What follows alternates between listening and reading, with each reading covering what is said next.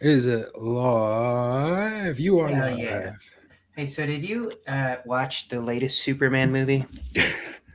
Which, wait, you're not saying the Supergirl movie? No, not Super. I'm sure we'll. I did watch it, but very flightily. Okay. I'm sure we'll talk about Supergirl. I actually had it in the Yeah. show notes to talk about last week, but we didn't get to it. What? How would you not touch on such a culturally I important? It's really easy to get Flip going. Like Oh it's. yeah, yeah. I I had. sometimes over prepare, and I'm like, I shouldn't have all this other stuff. But sometimes I don't know if I can get Flip going or not. Well, it's every single time I have had to run it when you were gone or whatever. I'm always worried I'm not prepared. And last time I was like, oh fuck, I didn't have hardly any time at work. I usually have some free time. Anyway, so Superman. So it's not just Superman, it's a lot of superhero comics now. Like it's funny that it's James Gunn that did that one because he also did Guardians of the Galaxy. And it has this same thing where there's a Yeah, he made male it feel the same. well, this is a specific part of it though. There's a male lead and there's a female lead, and they're both ostensibly either in love or developing a love connection, and the female lead does nothing but show contempt for the male lead. So we have the area that I work at most of the time right now. I'm not allowed to bring my phone into, so we have just a shit ton of books for our downtime.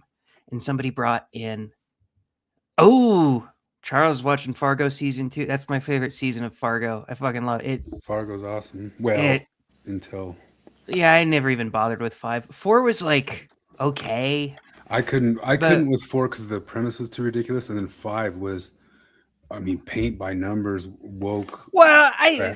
I don't know. We talked about season 4 before. I understand what you're saying about the ridiculous premise, but like in 5 aliens show up. I mean in 2 aliens show up. Yeah, even But that I just couldn't get behind the There's thing of aliens in Fargo? okay, yeah, well, not really sort of. kinda. It's Well, just like a UFO there's a flies sudden overhead UFO and it's never really explained. briefly. It's never explained. Yeah, But it kind of kicks Okay. off the it's in a good season too, anyway. So no, and it almost has nothing to do with anything. It's just a random thing that happens. but it does Yeah, have to do but with because it sets off the motions we of might be the spoiling thing, that for and then it Charles. also yeah I shouldn't anyway. um, so Superman. One of the books that somebody brought in was The Death and Life of Superman, which was a '93 novelization of the whole comic run of the death of Superman up to him being, resurrected or whatever. And I got to the part where he dies and they start having his funeral. And one of the weird things about it is just how Lois Lane seems to like him, like a lot. That must have been the '90s or something. It was 93. Oh, Well, that the, makes the sense. novel came out in 93, but I think 92 was when the comic came out. Same thing, but I'm Did she just use his funeral to talk about like the difficulties of being a woman or something like that? I actually haven't gotten to his funeral. So the only time when she kind of ribs him is because she's mad at him uh, for stealing a story from her because she tried to interview Superman and before she knew he was Clark Kent, and he kind of was standoffish and said, "I'm not going to give you anything useful." And then Clark Kent stole the story from her, so she was a little bit pissed off about that. But it's Ugh. more like hindsight, like I was mad at you, but I would have done the same. That's the biggest conflict you get between them. Other than that, they're just like disgustingly cheesy with each other. Just both talking about how in love they are. They're kissing all the time. They're just head over heels about each other, and you feel this real visceral reaction when he dies, and Lois is just hysterical, like demanding the paramedics try harder. And I don't care if the needle broke on his skin. He's got an open wound right there. Stick it in there, And I'm like, fuck. Women used to love men. It was a different time. Yeah, what an era. In this new one, like all the way back when I heard, because I never watched Star Wars, what is it, 7 or 8, that I heard that they had him like whinily drink milk out of that alien. like a lot of people are like, well, that was weird. Why is that there? I guess it's just a scene. I'm like, no, that is a they're purposely putting that in there to infantilize him, make him look like a dipshit, make him look stupid. Like that is intentional. Nothing about that isn't intentional. Yeah, he's just a Yeah. slob. The part where he tosses the lightsaber over his shoulder like it's nothing. The reveal where it shows he has one bad dream about his nephew going rogue, and then just like, I guess I got to kill my nephew. Yeah. When his entire character arc was him, like, stupidly from everybody else's perspective, having faith in the humanity of Darth Vader, who had slaughtered countless Yeah. women and children, destroyed entire planets, and saying, no, there's a human in there and I can get to him. Yeah, it I didn't had a make bad look dream sense. about my nephew. But I mean, I heard in this new movie, like right off the start, the dog pees on a picture of Superman, and you're like, That was in Well, the what- trailer. it was in Even. the trailer. Yeah, it's just like, why? Like, why do you guys do that? Why do you even take up these films? Because we know that you guys have to write from inside of your ideology, and you just can't. Well, so Um, I've talked about this, and Supergirl could be an interesting character. I would not have done it for the second movie in my universe if I were James Gunn, because she is entirely a derivative character. And I don't know, nobody's super interested in Supergirl, you know? Super. But like, she has a slightly different origin story. There's a bunch of different origin stories, but slightly different than Clark Kent. Her father was also a scientist, but he had this ability to section off a chunk of Krypton, right? And it got blown up. So they were in this fragmented chunk of Krypton with a force field around it for years. So she grew up understanding Kryptonian lore and stuff. So she was technically older than Superman, just with the whole time dilation shit, whatever, stupid comic stuff. And so she comes to Earth, and it would make sense to have her be not as connected to Earth as him, because he thought he was just an Earthling until he was in his teens, and they finally revealed it to him. And so he's more Earthling than he is Kryptonian, not biologically, but spiritually. But for her, it would make sense for her to maybe. I don't have a problem with the alcohol stuff. Like, it would make sense for her to just go crazy and be a vagabond, and just even the self-destructive. even though that makes no sense with powers.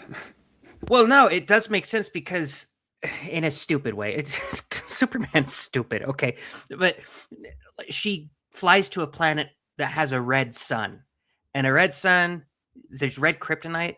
It nullifies her powers, but it doesn't make her weak. Like, it doesn't cripple her like green kryptonite.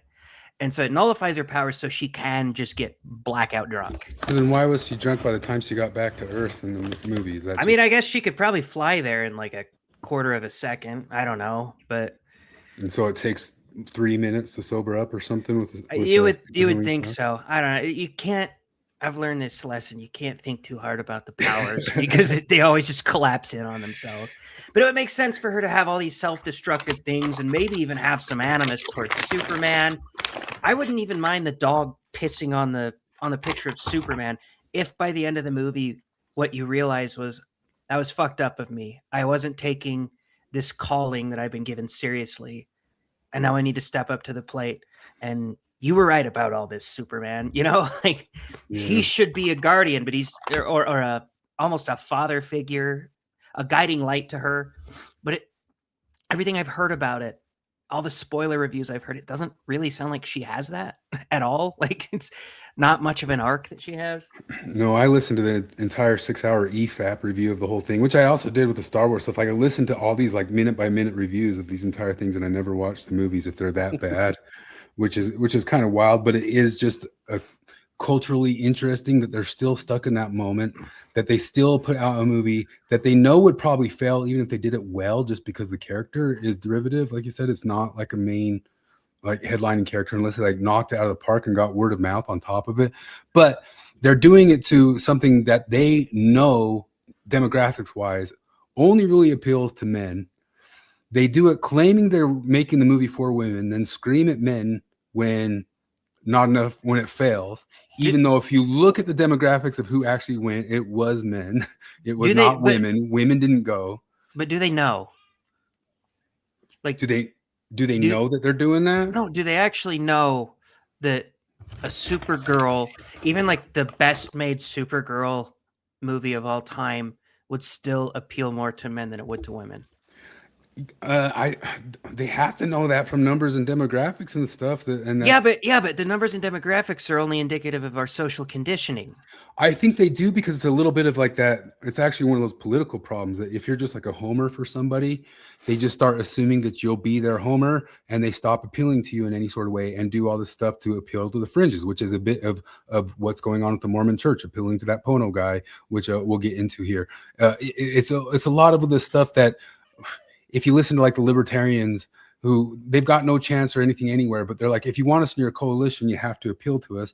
But all of you MAGA chuds or whatever, the reason they stop appealing to you or doing anything you want in any way is because they just assume you will be a homer, so you have no political power. And the Mormon church might do that the same for like the true blue believers. Like, we just assume that you'll come. So one of the main concepts of the entire woke era is the men will just come, that demographic's coming anyway. Yeah. So now we just got to appeal to all the rest so we can get the whole world, and we don't have to cater to our actual base audience at all. Yeah, well, it's the come anyway part that's hilarious and tragic because, like, that Pono thing, it's got stalwart dudes like the Go-Go Goth guy and Quick and Jacob Hansen all being like, dude, can't you just throw us a bone? Like, the Go-Go Goth tweet was... That's what I'm saying. It's like across the board for homers for anything when you have these universalizing, almost kind of corporate or government entities that just start, or political entities that start trying to appeal to their fringes. It's because they just assume the allegiance of their main core and they stop paying attention to them at all. And it also seems to be part of their downfall. You completely missed the main reason why a Supergirl can never work, which is that women are already amazing and powerful and have everything they need. Well, have you never seen the sign in the break room that says you are enough? Well, that's the hero's journey, right? The hero's journey is always, it's never that they go through the Joseph Campbell, like, fail and get better. It's that they have to realize that they were good all along and they just were made to believe they weren't. Is there a worse example of this in modern cinema history than Captain Marvel? I mean, but it's every one of them though, because like Ray is that. Although maybe she always knew she was always great. Well, yeah, but with Captain Marvel, it was more like it looked like she had a flaw that she had to work on because they would always tell her to suppress her rage, and then not only did she find out that, oh, actually, they were wrong. You don't have to suppress your rage. It's actually your rage is a positive. That's your trait. superpower. Yeah, that's the thing that you should. You are just not enough of a bitch before. Like that was just a real problem. Yeah, and then in every one of those shows or movies, they like have the women be terrible, snarky, horrible people. The way a lot of people say is like they write them as almost villains. Like the way they'll just treat some man on the street who is just a normal man or something. Like there was like some scene that they cut from the Marvel movie, or what's her name, that she just stole a bike from a guy because he told her to smile or something like that. And you're like, that's a villain. Like Superman would not do that to a chick. If a chick said, "Wow, you're hot," and he goes, "Well, I'm taking your diamond ring." Okay, like that's a villain. You know? Well, Superman did do that in the Zack Snyder one, though. Like I didn't see those. What did he do? It was one of the dumbest scenes ever. It was stupid for a lot of reasons. He's in a bar, and for whatever reason, he takes his shirt off. Maybe he doesn't have his shirt off. I don't remember. But these drunken douchebags start shit talking to him, and he's trying to remain calm. And this dude that's seriously like, he's like 5'6", 100 pounds, you know, he like is getting up in Henry Cavill's face and splashing a drink on him. I'm like, okay, even I get that he didn't know it was Superman, but it was still to him 6'2", bulked out of his mind Henry Cavill. I don't know what he was thinking. And it shows Henry Cavill turning the other cheek and walking away. But then in the next scene, the trucker goes out there and his entire rig is like just totally destroyed and wrapped around a telephone pole. That's not Superman, man. I know it's not at all. That was another thing reading this was like, because it's the fight with Doomsday. And I was thinking about the fight with Zod in Man of Steel. And one of the big complaints that a lot of people had was like Superman just let this all happen in the city and made no moves to stop it. And that was one of the cool parts about Spider-Man. In all the Spider-Man movies, these catastrophes are happening around the city. And part of what's cool about him is the stress of him having to fend off like 3 different supervillains while mitigating the destruction and death that they're causing. It's really cool. And in the Death of Superman novelization, Superman's doing that too. He's trying to fight off Doomsday, the first creature who is possibly stronger than him that he's ever had to go up against.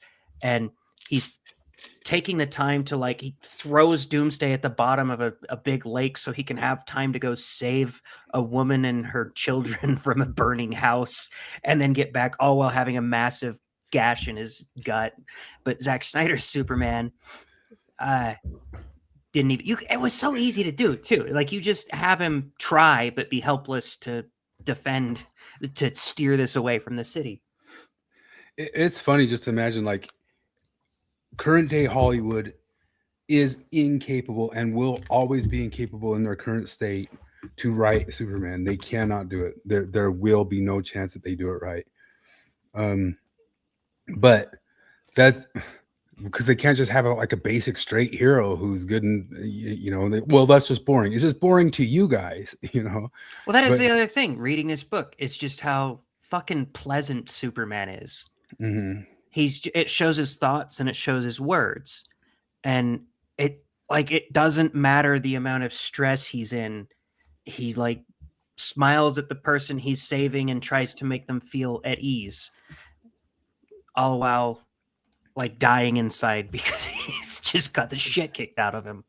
So he's a traditional family man. He's a traditional man. Like, that's what it is. Like you go to work, you're nice, and you just basically you put up with all this shit with good nature, because you just gotta like what other choice you have? Because like if you don't do it, then everything falls apart.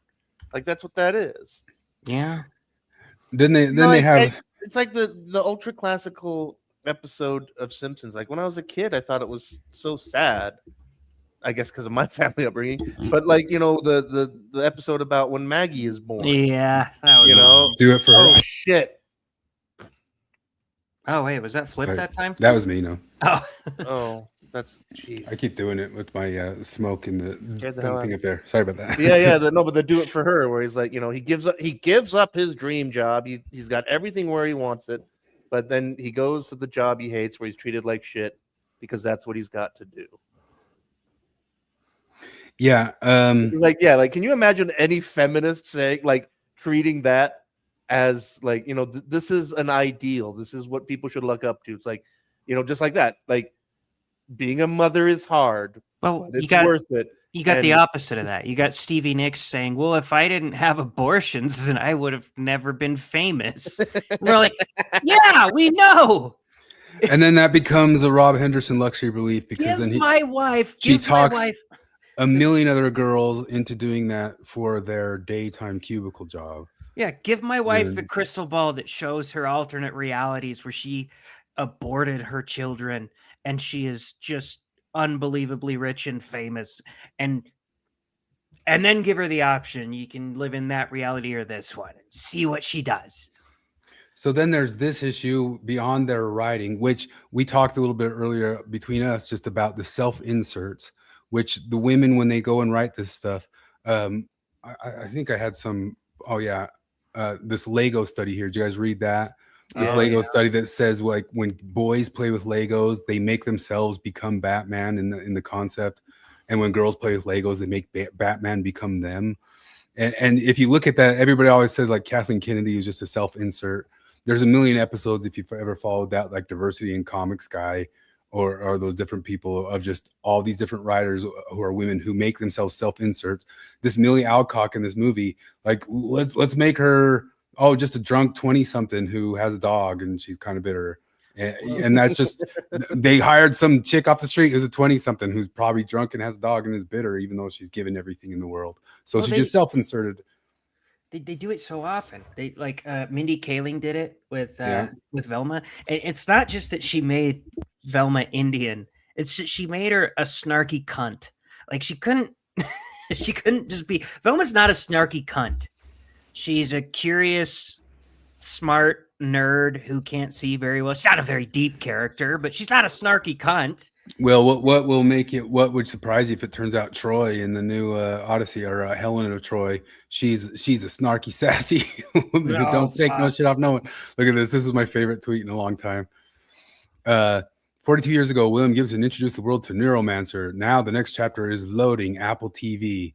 Another classic sci-fi novel. Hope I'm wrong, but I expect, like they did with Foundation, Apple will make an extraordinarily beautiful show that asks the question, what if a brilliant, brave, beautiful black girls with the name of the characters from the novel were involved in a plot almost completely unlike the novel?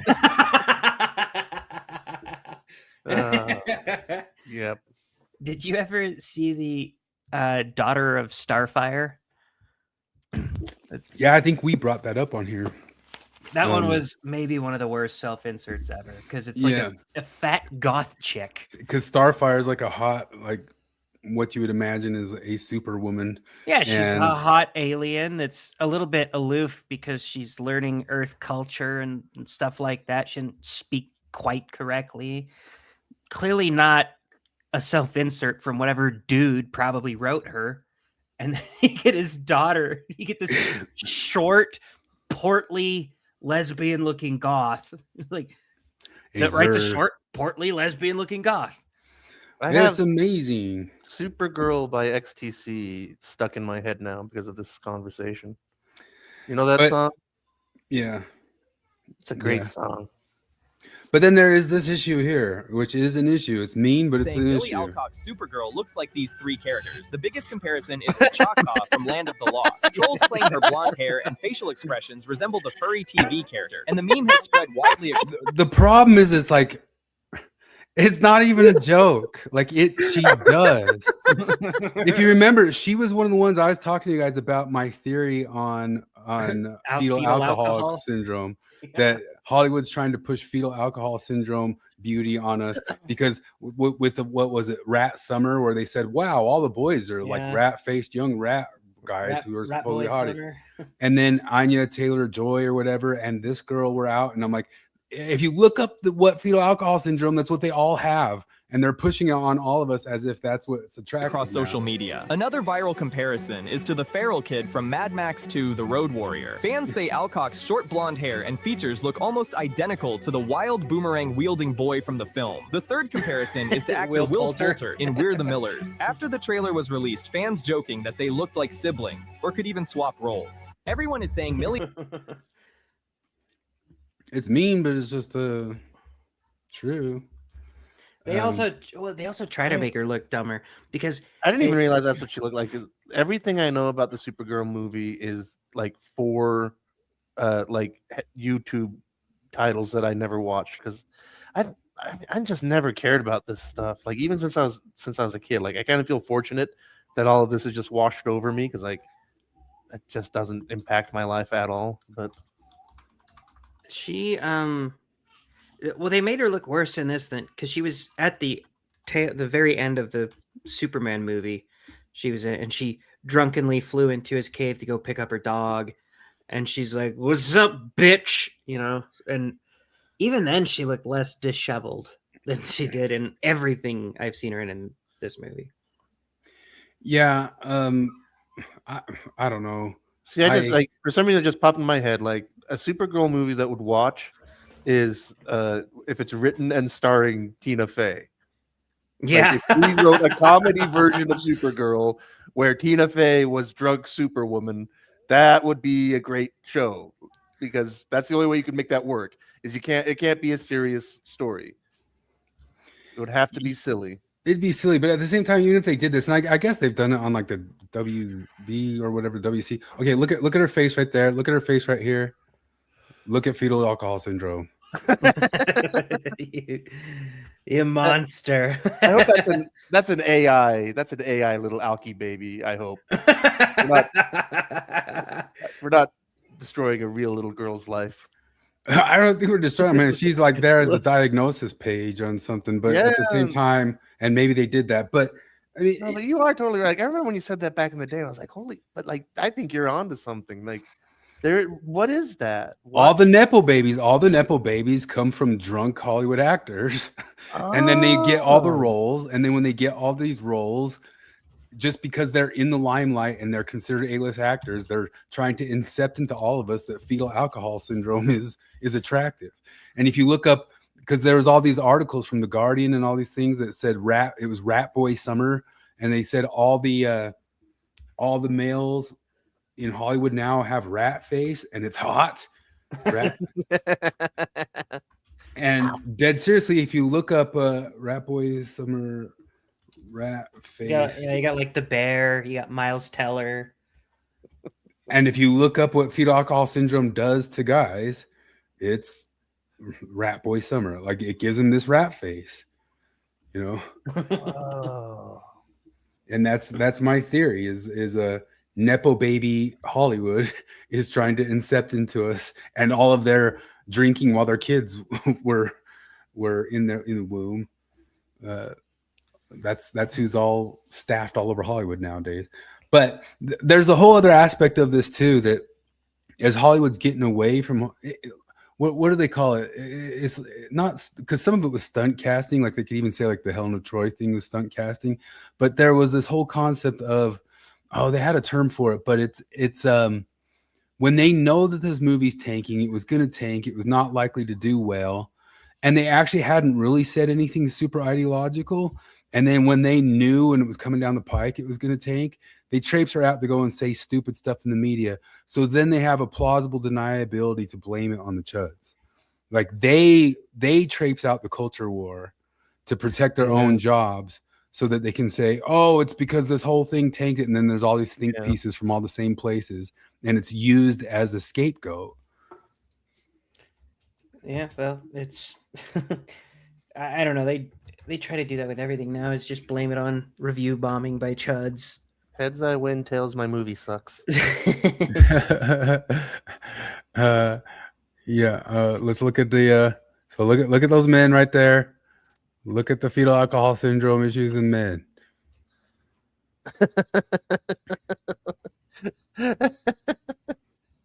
Let's do the worst thing ever and have Jonathan's AI remake us all into fetal alcohol ourselves. Oh man. So that is my original theory. Maybe some other people will pick it up somewhere. Some they have a whatever they call that, like joint thinking or something somewhere. But I stand by it. That's incredible. Yeah, so dumb. What is Colby's Rando Roundup? I don't It's know. his own channel, but maybe he did like a roundup on something or. Well, I looked at his channel. I couldn't see anything new, but I don't know. Should we keep talking just slop for a second before we get to Pono? Sure. Top of the slop. Oh, they're saying USAID was paying for rap songs for the first time in 2 decades. There's no rap songs in the top 40, and they think that has to do with USAID no longer funding all that shit. Could be, possibly. That'd be pretty funny. I don't know. I think it's just less fun. I don't want a digital download code. I want a physical disc. Grand Theft Auto 6 is going to suck. We were talking a little bit about it, but expecting Grand Theft Auto 6 to be like the other Grand Theft Autos is like expecting Lizzo and Lady Gaga and David Archuleta showing up and saying that they've taken over the IP of the Beatles and they'll be giving us a new Beatles album here. But that's things like, because Grand Theft Auto 5, I can't gush enough about the story of how brilliant it is, because while that game is the most misanthropic, satirical, violent, ridiculous, over the top, like that's its whole shtick, the central theme of the story of Grand Theft Auto 5 is that the only thing that's worth anything is your family. Like it's a beautiful story. Yeah.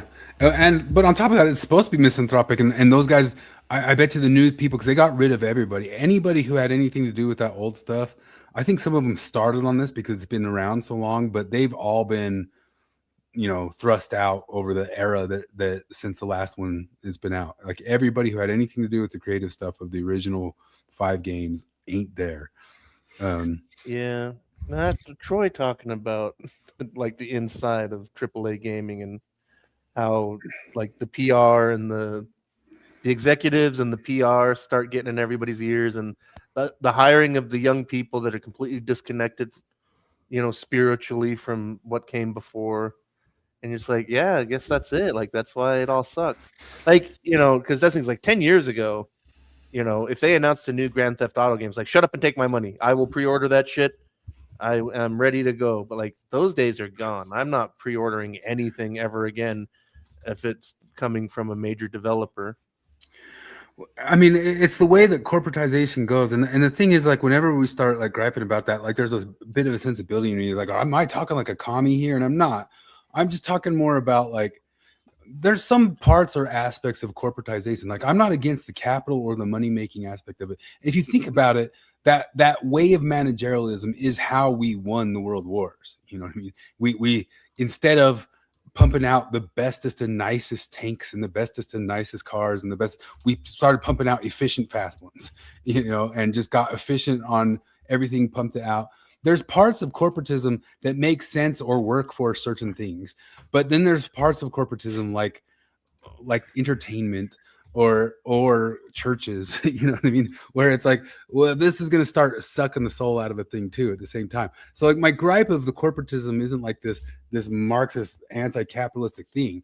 It's just they turn things into factories that turn out slop is an issue, and you can't fight the bureaucratic level of it. And it's always like something to watch or worry about that could happen to anything. And so I have a problem with the corporatization of stuff, but it's not from a commie point of view. If that makes sense. Yeah. But the Grand Theft Auto, I mean, I don't know the game. What are the chances of the games? I don't know. I'm still gonna buy it for sure. You'll have to tell us. You'll have. I to will tell wait us. for reviews, and then if the reviews are good, maybe I'll buy it. But this is a new TV show put out in the UK by all the makers of Doctor Who, because they're on sabbatical because Doctor Who's out. And I was listening to this whole video about it, and the whole thing starts out that it just starts from a point of what's the Ken doll with cum on its face? Well, I don't know, because I didn't get very far into it, but the whole thing starts out with this montage of a scene where it shows this trans person, this gay person, these furries or whatever, and it's nighttime, and it's a montage of them all masturbating to their favorite stuff to masturbate to. And then it cuts to the white chud old man who just watches rage bait on Twitter, and that's how they spend their nights. So it's like there's got this like commentary off the start of it is like, well, the reason rage bait white guy is like just raging all day looking at the stuff on Twitter, like all the chuds and all that stuff, is instead of sublimating our anger watching the slop porn like all these different people, we're just sitting there and getting irritated by stuff we see on Twitter, doom scrolling. Whereas these guys, they're masturbating to Tumblr and sublimating their anger. It's all about coming. It's all about coming. Yeah. That's the thing you'll learn about these weird fucks. Oh god. It's everything is about coming for them, and they just kind of project that on everyone else. If you express, I don't know, if you're like, I don't know about this whole tranny thing. Like, I don't think it's an actual woman. I don't think that they should be able to compete in sports against women. I don't think we should be able to sterilize kids. Like, well, hang on, I'm doing a calculation in my mind, and I hate my mom, and I really want to fuck my mom. You seem to hate trannies, so you must want to fuck them, just like how I want to fuck the things that I hate, right? Well, I don't really hate them, but also I don't want to fuck the things that I hate, even if I did hate it. We all just need a day with Natasha Helfer to have us like talk ourselves into sublimating our sexual desires, and then it'll all be fixed and better, and we'll get rid of capitalism.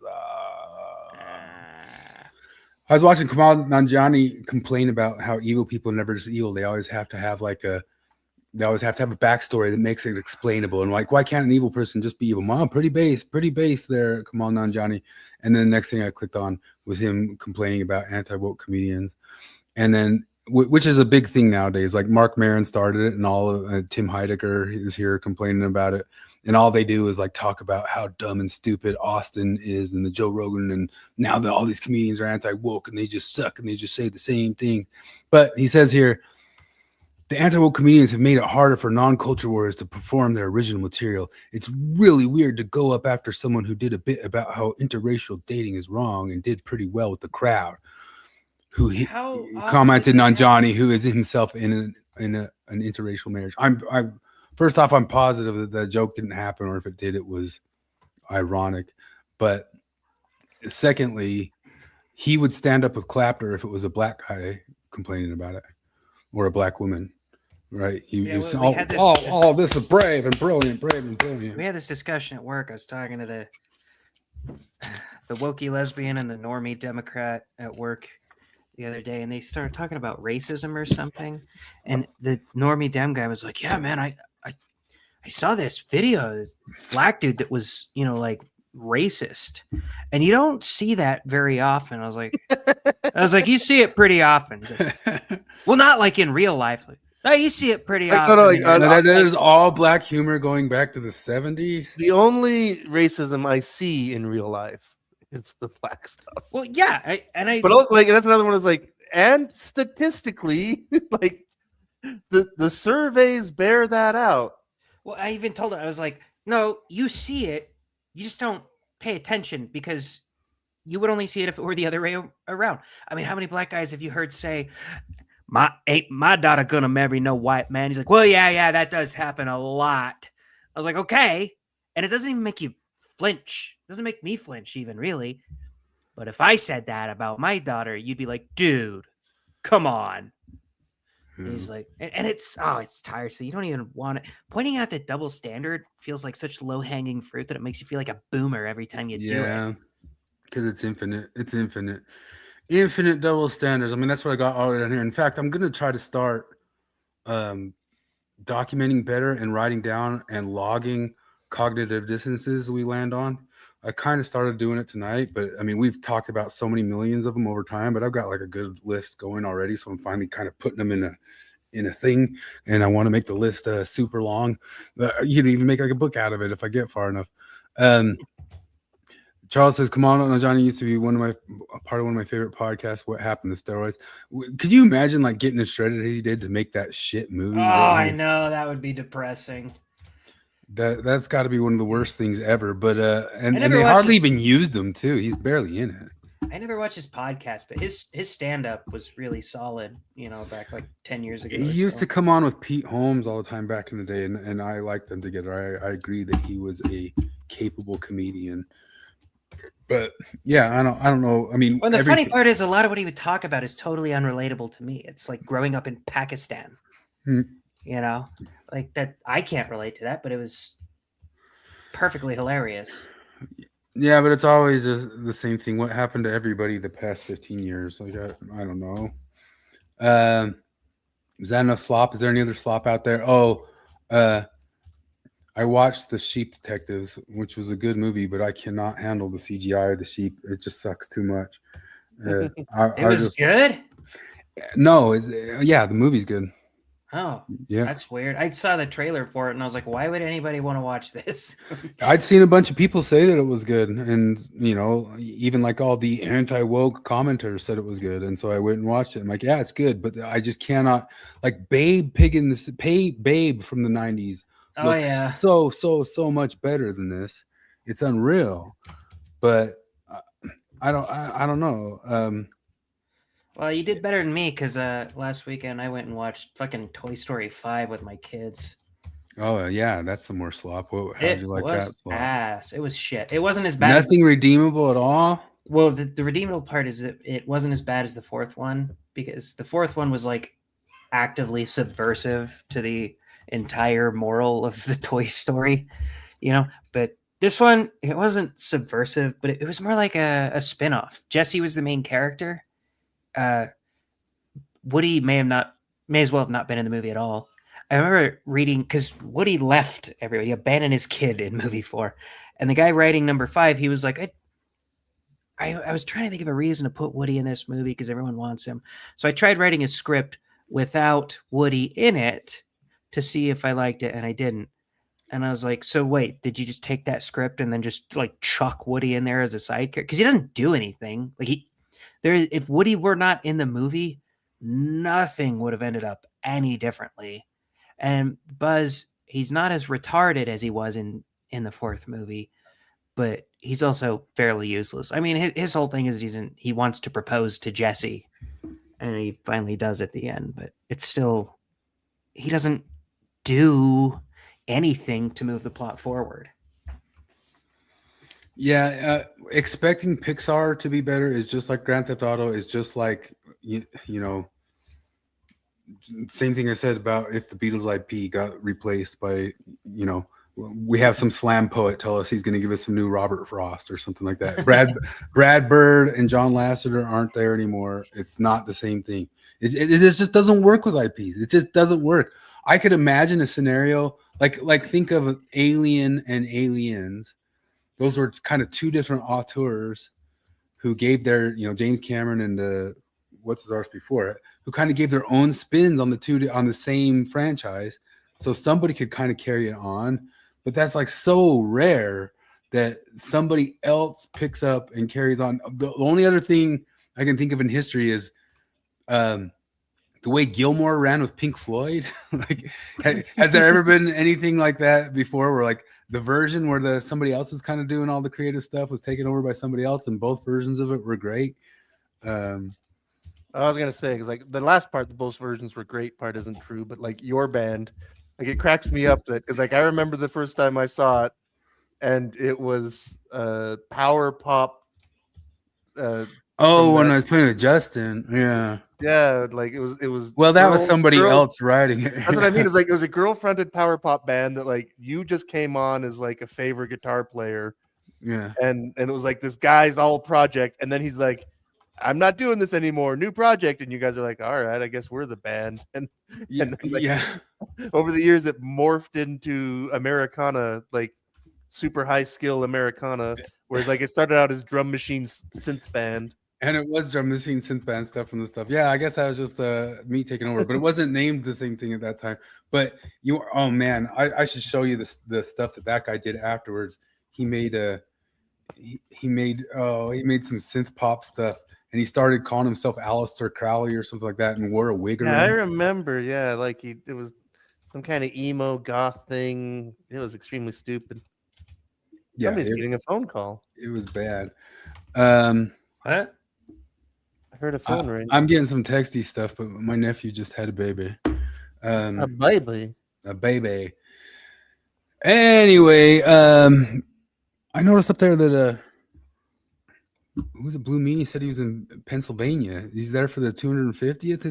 Isn't he normally in Australia? Maple Lake Mountain. Maple Lake Mountain. Is no, Blue Meanie is the Australian, I think.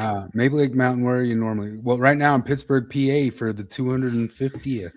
We got the 250th. I was going to put up. My name is the goddamn Loch Ness Monster, because even though we're hitting 250, I'm going to need about 350. But I don't think I'm going to get 350. You ain't getting no goddamn 350, you Loch Ness Monster. Just 250. Starvis says his brother said Obsession was good. A lot of people are saying that one was good. I've heard that one was good. I finally watched Project Hail Mary. It was good. It was a little bit long, but it was good. Any of you guys watch Obsession? I'm actually curious about that one just because of that's Starbase. Starbase was. I have not seen it. I haven't seen it. Like, yeah, that's just fascinating, you know, because for one thing, the whole thing where like it costs less than $1 million to make, and it's like grossed $250 million. Yeah, that and Backrooms those are all the hype, and they might be beating out Supergirl, even though they came out way before it and they cost like nothing. Did you hear the art director Yeah. bitching about that?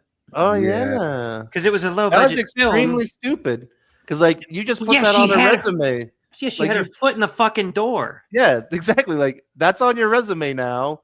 Like you keep your mouth shut and you go with it. Well, like it reminds me of what is it, Steve Albini? Like one of the most legendary music producers ever in the history of ever. And he refused to take a percentage for anything. Like he would just quote, like he, because he did like Nirvana, he did Pixies. I mean, if you look him up, he's like one of the most influential and successful music producers ever. And if he had taken a percentage like on anything, he'd have been a billionaire. But like as he was just like, no, like they're the band, they're the artist, I'm the producer. I quote a price and I make the album, and then I'm done with it. Yeah, and like it's fascinating. But like, yeah, that lit girl who got paid a lot for an independent. I honestly movie. kind of feel like he should have taken a tiny little point of it. Yeah, just go for it, man. But even beyond that, like I've worked with different producers, like recorders, and they make a difference if they're good or if they're not. Like they really do. Yeah, no, like the guy who did one of your records, like Well, What was my first one, he brought it back to us. You can't even tune your guitar to it.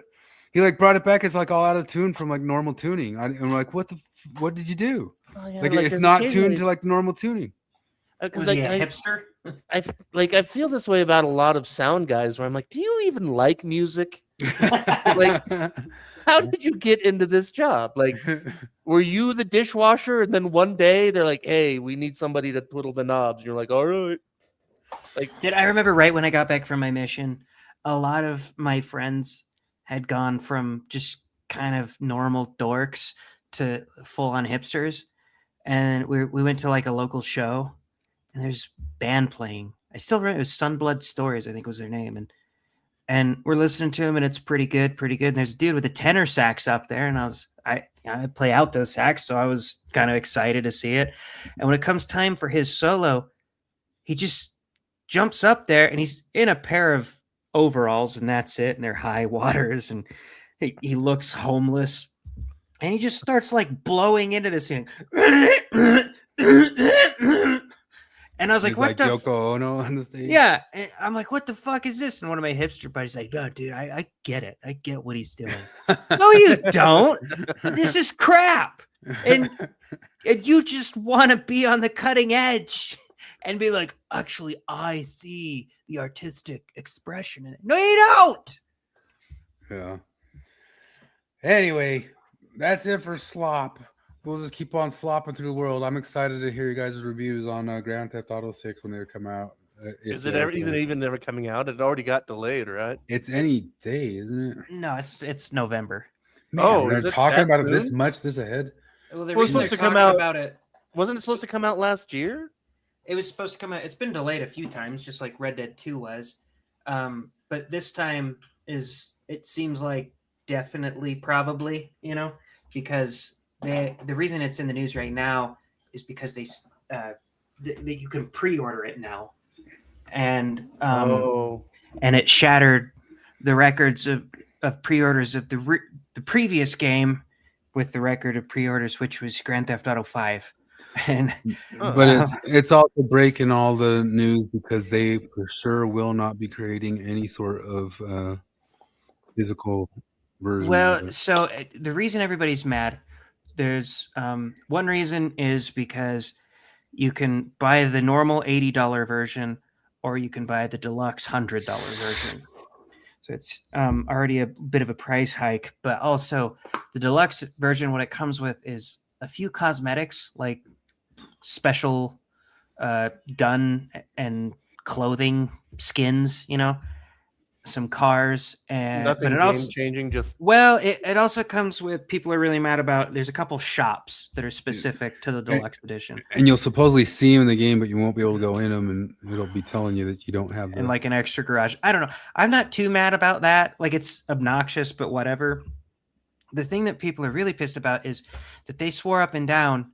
The CEO of Rockstar said, no, we will have a physical copy of this game. Like a couple of years ago, he was promising them they would.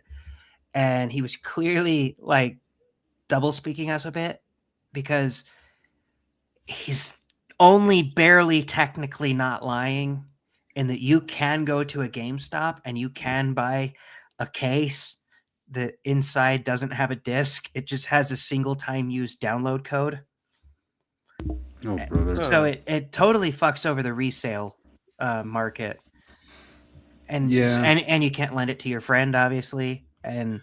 And then a so- bunch of people are saying like this is the opening the dams. Like it's going to be all of them now. Like they've given them permission for them all just to do it this way now, which was Yeah. probably always coming. It was always coming, and I don't like it's kind of one of those things that I get being annoyed, but how can you really blame them?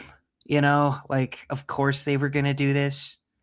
If they could find a way to get every single person to buy a game rather than you buying it and lending it to your friend or selling it back and somebody buying the used copy and them not getting any money off of that, of course they were always going to do that.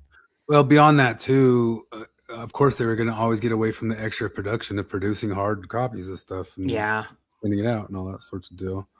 But Starbase says it makes it so you don't own the game. Like I 100% agree with that. Yeah. And then the way everything's cloud-based nowadays, like just like right now, we can't get certain episodes of South Park or The Simpsons, or I mean, they're going to go altering stuff into the past. That's where Fahrenheit 451 was right about stuff, which always kind of shook me out, because when I was reading or watching that book, I'm like, well, what's the big deal? They don't have books, but they're able to have all the stories. Like I didn't realize when I was first reading the thing, like I thought it was like they're just not allowed to have their stories at all. But no, they were allowed to like have it like in verbal or play or something like that. They just couldn't have like the physical forms. I'm like, well, what's the big deal with that? And then I started like thinking about it. I'm like, oh, well, because you can change it and you can change it anytime, over time. And dude, speaking of South Park, I know we talked about it when it happened, but me and Morgan finally got a little ways into that season that came out last October. That video was fucking right. It's obnoxious to watch because it's still funny in a lot of areas, but it's like the boys are not even in it much so far. Like the season that I've been, and it's annoying because normally with a South Park episode, Morgan will be like, "Who's that person?" And I'm like, "Oh, that's Snooki. She was a reality star," and that's about all I got to do. But in this one, she's like, "Who's that guy?"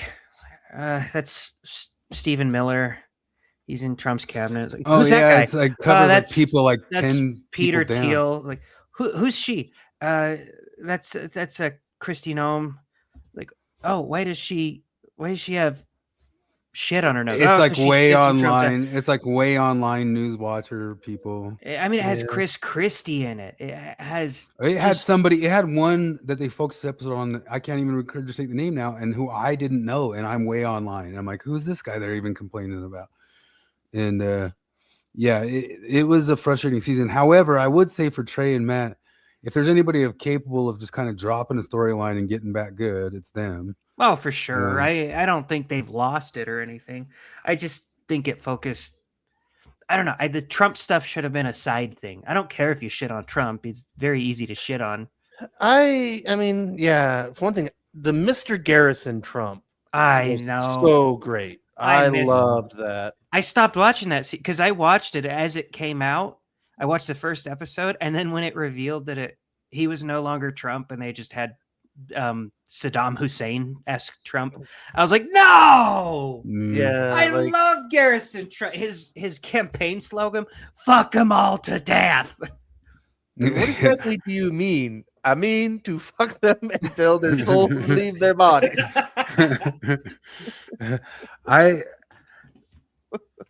It was a frustrating season also because there's so many different times where South Park kind of surprised me with an angle or came out with something like I wouldn't have ever thought of that angle or done it that way.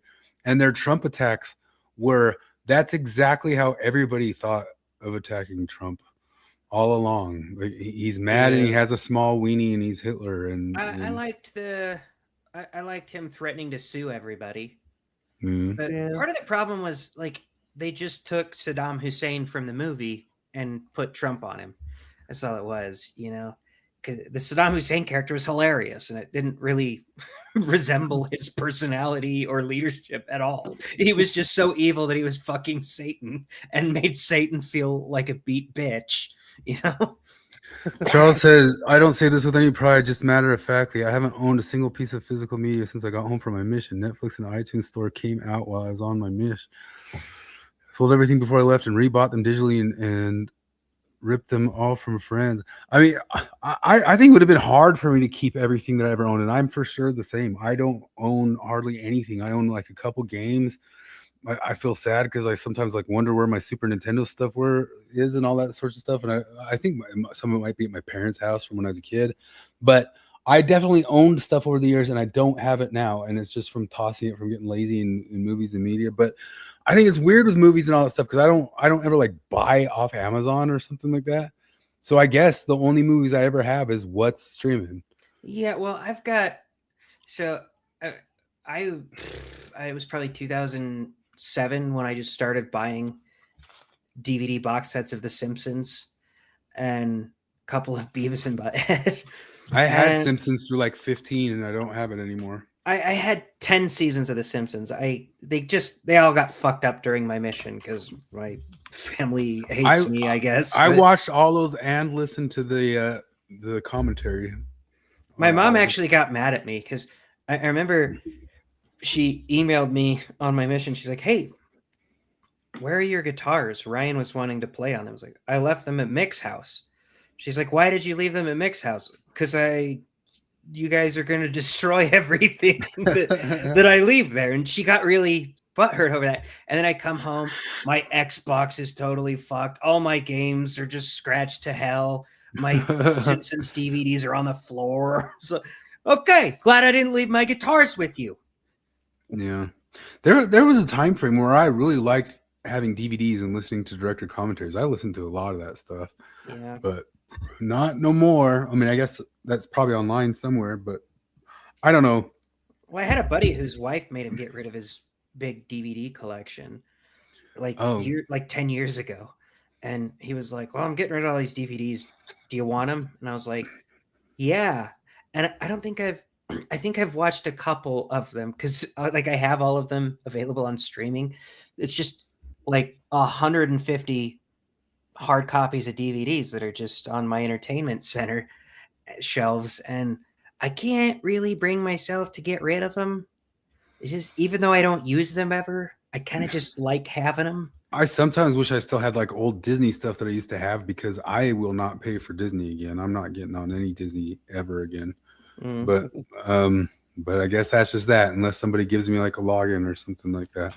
Oh, speaking of one last slop thing, you sat through Vigilante. Did I freeze up? Oh, yeah. Sorry. I did sit through Vigilante. I sat through like the first 5 minutes of it. I did not get to the brothel scene. The brothel scene.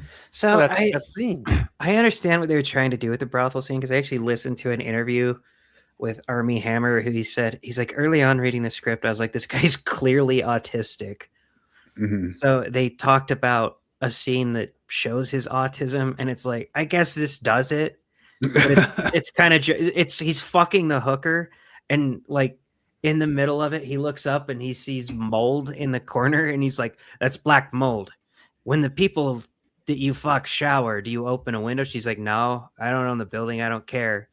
And he's like, "Well, I own the building. Tell your bosses to fix this, you know?" And she's like, "Oh, okay." And he's like, "Anyway, I'm going to finish fucking you now." And so I guess it shows that he's autistic. It wasn't good. I have a bit of a problem with casting him because he's like so hard canceled. And it's a little bit like that thing. Like, who's that Marvel guy that Daily Wire is trying to use now? Jonathan Majors. And I guess some people say that maybe he was wrongly maligned for beating his girlfriend, and other people say maybe not or something. But still, like, that guy just would have continued with all the Marvel slop and started calling everybody Chuds too if he would have stayed in that world. He definitely would have. Armie Hammer was in this movie about this is a relationship. It was all over the Oscars with a 17-year-old boy, and I saw part of the movie. I'm like, I cannot take this. I can't even believe that everybody's all excited about it. He's like a 35-year-old professor with a 17-year-old boy, and I was like, this what? it like blew my mind that it was a thing. And then of course he was canceled for supposedly talking about cannibalism with a bunch of different women and being into that sort of stuff. And now he's being resurrected as everybody's favorite chud. Did you ever watch the it's a short film called House of Shades? It rings a bell. Let me look up a synopsis real quick because it's kind of like this. Hang on. This one. The project focuses on the interconnected lives of college students and the student-ran nightclub cabaret they call home. It explores drama, relationships, and underground lifestyle of a group navigating their youth within the theatrical safe haven. I'm trying to. Anyway, there's a gay scene in it. There's a gay couple, and I don't know. You might have heard this before, but do you know who played one of the gay guys? Who? Oh, I know. Now I know where I heard it from. Yeah, I'll let Flip guess. Now I know where I'd heard of it. You won't guess. I was spaced out looking at a thing that Troy sent. It was a short film called House of Shades, and it had a gay couple in it, and one of the gay guys was played by Michael Knowles. Yeah. Wow. Yeah. Well, I guess they're just trying to be actors. I listened to Jeremy Boring on PBD talk about how they talked Michael Knowles into stuff, and Michael Knowles said he didn't want to start becoming a commentator because he was going to be a real deal actor, and he was going after like all these like daytime soap opera things, and he just couldn't land them. So then he reluctantly started doing podcasts. He stepped down being a podcast. All right. Well, on to Pono. Oh, I guess Babylon B stuff first. Mormons are waiting till later in life, till like 22, to get married. That's how long I waited. New version of Operation just has players use essential oils instead of performing a medical procedure. I had AI make this, and it just like busted it out like real quick. It nailed unbelievable. Ponyo was what was that? The Studio Ghibli thing, but yeah, it was a Ghibli movie. Pono, if you don't know, is this thing. How much we got to say about this thing? Pono. I just think like, is that an actual name? I don't know. It sounds like something sexual. Yeah, Like I imagine like two frat boys being like, "So, what happened with that chick you met at the bar last night? Got Pono. High five." Especially with like how he is online. I thought it sounded gayer than that just because I saw his picture first. I was like, this kid's obviously gay. So it's like he's with the bear and he's the twink and he calls the bear daddy and the bear calls him Pono. Yeah, like it's the opposite of daddy to me. I listened to the Ward Radio Jacob Hansen interview on this at double speed, and like they didn't bring that part up, which I'm kind of surprised. But like, because okay, so it's one thing that the guy is like, okay, it's this like offbeat, not a typical Mormon. Okay, fine. And then, it turns out he's a designer. The clothes he designs is all super gay stuff. This guy's super gay, right? He's totally gay. Yeah, I mean, but I think that's obvious in the post from the Church of Jesus Christ that set them all off, which they try to act like, it's totally fine that somebody can be effeminate like that. But they were set off before they saw the other stuff, and they know that they were set off. Yeah. And there's Greg Mattson being set off by it, and Jacob was too, when he was like commenting on Twitter. But the whole thing just talks about how, I mean, he's obviously gay in the thing, just like when we watch that dancing elder, that stuff. He's just saying stuff like this of, well, I like to explore identity, and women have been important in my life, and I have moved to New York to become a fashion designer for women and all this sorts of stuff. And it's just obvious that, and it's on the last day of Pride Month. The Church of Jesus Christ puts this out. And so everybody's like, what on earth is going on here? What's going on?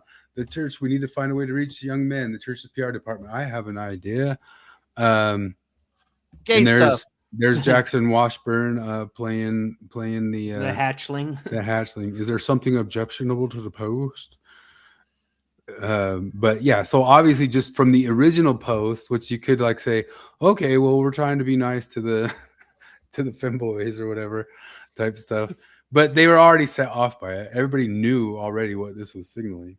But then they go and search the dude's Instagram, and his Instagram is he is, I guess, a co-creator and helps run this thing called Church of Martin, Gay Scouts of America, Happy Pride stuff. They have all these different pictures of two gay boys kissing, which going back, I mean, that Call Me by Your Name movie or whatever, it's a 17-year-old boy. I mean, there's something kind of inherently a little bit pedo doing Boy Scouty stuff, you know what I mean? Especially, I mean, that's how people would like think about it with Canteen Boy on Saturday Night Live or something like that. Those aren't adult Boy Scouts, over 18 Boy Scouts. And then, of course, there's girls, love one another, like church stuff, love one another. I guess he like starts selling like books for it, stuff. Gay or Mormon. He does a bunch of like on the street interviews all over New York and stuff like that. Did the church's PR department know all about that? It seems pretty public. Well, they still got Sharini in there. They sure do. Then they saw it. That's why they did it. Oh, I thought I had a picture of it in there, but like he's got a picture.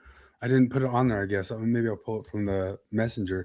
But he had pictures of like twink boy, Mormon boy outfits. Twink boy, Mormon boy outfits to let's see here. I'll find it. And it's just so obviously way more, you know. And so how did they let this happen? And everybody's losing their minds about it. Ward did a long thing. Even Cardin was saying, "Are we just like another government agency or something like that?" Like, yeah, you are pretty much. Yeah.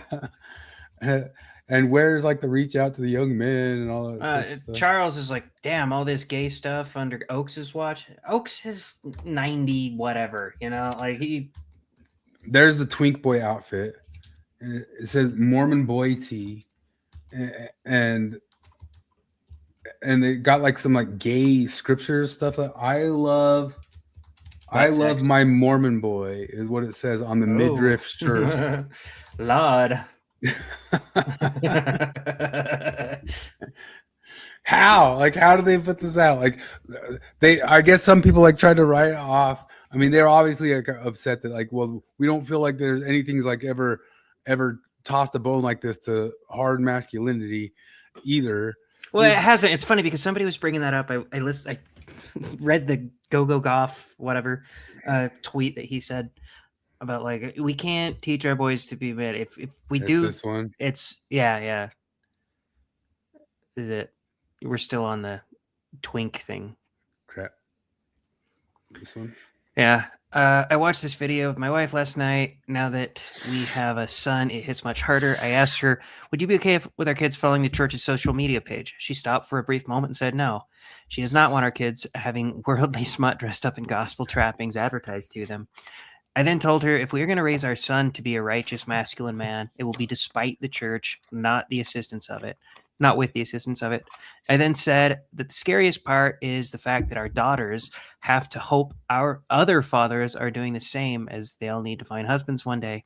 I love the changes in the temple, but other than that, I wish I could raise my kids in the 1990s church. Clear doctrine taught, motherhood taught, family proclamation unashamed. For the Strength of Youth was an actual standards book clearly outlining expectations. We used it to open up missionary work in nations. People teaching, home teaching was an sorry. Is it back? Come on there. It's back. Yeah. Home teaching was expected. Opening exercises with a combined priesthood choir every single week, singing the masculine songs of Zion, ye elders of Israel, come all ye sons of God, behold a royal army, etc. A whole hour every week dedicated to divine masculinity, multiple times each year with men gathering in conference, stake in general, to have people give us direction. Okay, but I got to tell you, buddy, priesthood session sucked. I know it was, I know you're like, we need a man thing, but you did have a man thing, and that sucked. Now anyway, come on, these sons of God. With that, I don't know what Church of Martin wants. That was the other episode of Ward Radio, I think the day before or something like that. They brought on some guy who was trying to give suggestions on how to make priesthood session not suck so much and be more male oriented, not just sitting around being bored or something like that. He had all these suggestions, and of course, Cardin pushed back on all. Yeah. I think that's one of the things people say is like the church is going woke. I say no, the church is going squish, and it's always been squish. Oh, yeah. Squish, squish. And part of being squish is happy wife, happy life is that they'll never signal the hard, rough and tumble tough guy into that. That's what I would say to Quick. I'd be like, hey, I would love to ask him, have you ever given the advice to any young man, happy wife, happy life? Because if you have, that's where this comes from.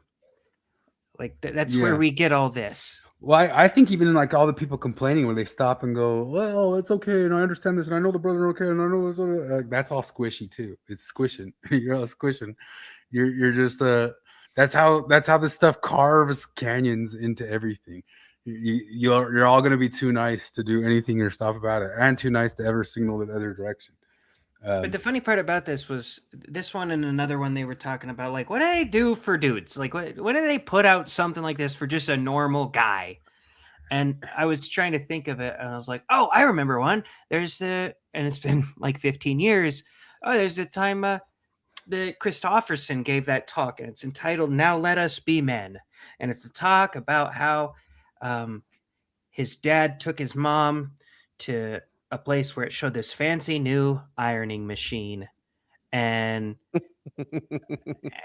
she was like, oh yeah, that would be awesome, but we can't afford it. But the dad bought it, and she was kind of mad at him, like, what are you doing? We can't afford this. And after pushing and pushing and pushing, he finally revealed to her that he had foregone eating lunch at work for the previous 2 years in order to save up money for this.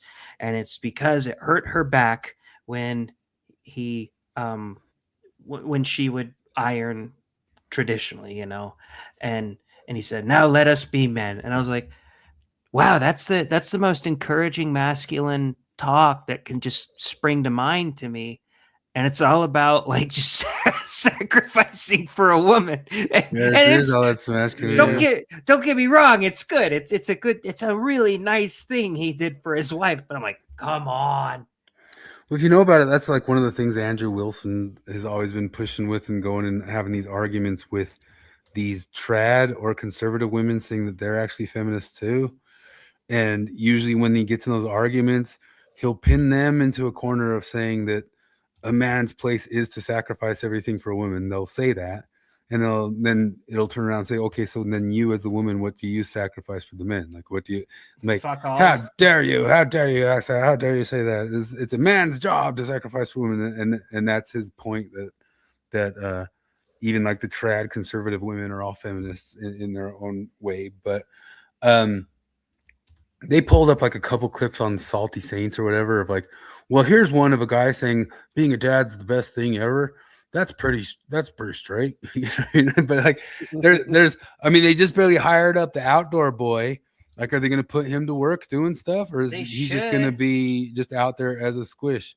Which my one criticism, the outdoor boy, I actually love his videos and it's all this stuff, but he's always like, here's how you survive the backwoods of the Alaska thing in a super cold place. And like, oh my gosh, I just pull out my pancake mix and my 15 different spices, and I pull out my like, what? Like, I don't have the pancake mix and the 15 different spices.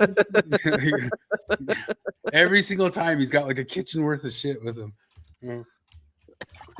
But it's cool. I mean, I like the videos, but I don't think it's like survival advice, unless you carry pancake mix with you everywhere. But this guy here says, I don't know, but they should do something. But they're going to squander that. They're not doing anything with that dude. He's not doing anything. They should have him just continue putting out his videos and then just say Church of Jesus Christ. Like, they should not have changed his content at all and just said, I'm with a young man in America, Church of Jesus Christ. That's it. That's it. That's all they should have done, is just started jumping on the back of what he was already doing. Because those videos are awesome. Priesthood session is gone. Stake athletics is gone. Priesthood opening exercises is gone. Scouting is gone. The young men program has no structure. Fathers and sons campouts are virtually gone. Men are the group at the most risk of suicide in the ward. Feminism is taking over the congregation, and much the messaging seems geared toward women. Do you have anything for us? Oh, sure. Yeah, here's a story of a man. You'll love this. He attended Relief Society activities as a boy, dances ballet, and now he's a women's fashion designer in New York City. He wants to share his testimony about finding identity through clothing and the power of femininity. Man, oh, okay, well, that's cool, I guess. Good on him for keeping faithful in a tough cultural environment. There are definitely a few of us who will resonate with that. But do you have anything that will inspire us to share his testimony about finding identity? Oh, that's cool. I guess good for him. There's definitely, but do you have anything for us that will inspire the other 99% of us? Like a guy holding down a tough job to make ends meet, a guy who sacrifices so his kids can have a better future. See, even that, he's like, how about they just sacrifice the house? So like nothing about like a guy just being like a world-class bench presser or something like that. A message of finding adventure and purpose in life, or building brotherhood and elders core, maybe? No, nothing.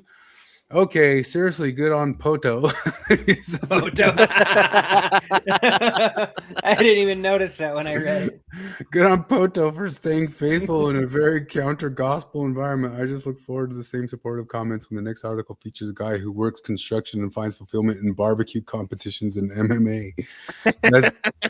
That's not coming. It's not going to come. That's stuff that you could be spending being bishop or taking care of your wife and family better. The force is Poto. Yeah.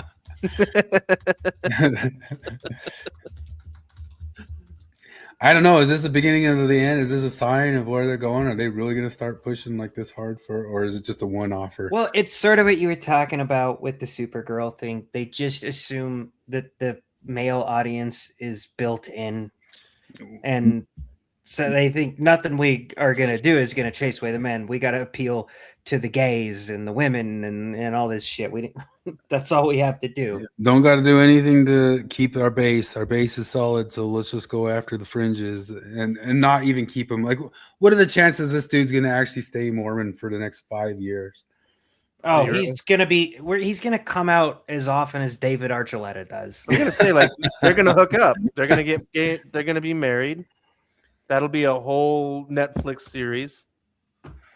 You saw one of the things Jacob was talking about, and I've seen the other things too. Is like there's been promotional things of them talking about Charlie Bird and Charlie Bird being gay and Mormon and that stuff, and now Charlie Bird is purchasing a baby through a surrogate, and it'll be interesting to see how they keep their affiliation with him or not with that. But the what was the other thing? I don't know. There was one recently that kind of just after Father's Day, which you guys didn't cover Father's Day very much stuff last week with the fathers stuff. You guys forgot fathers, but because I have like some of those clips from the New York Times of how they celebrated Father's Day. If you yeah, they ran 4 stories like I'm a lesbian and I hate my dad. Yeah. What was the other ones like?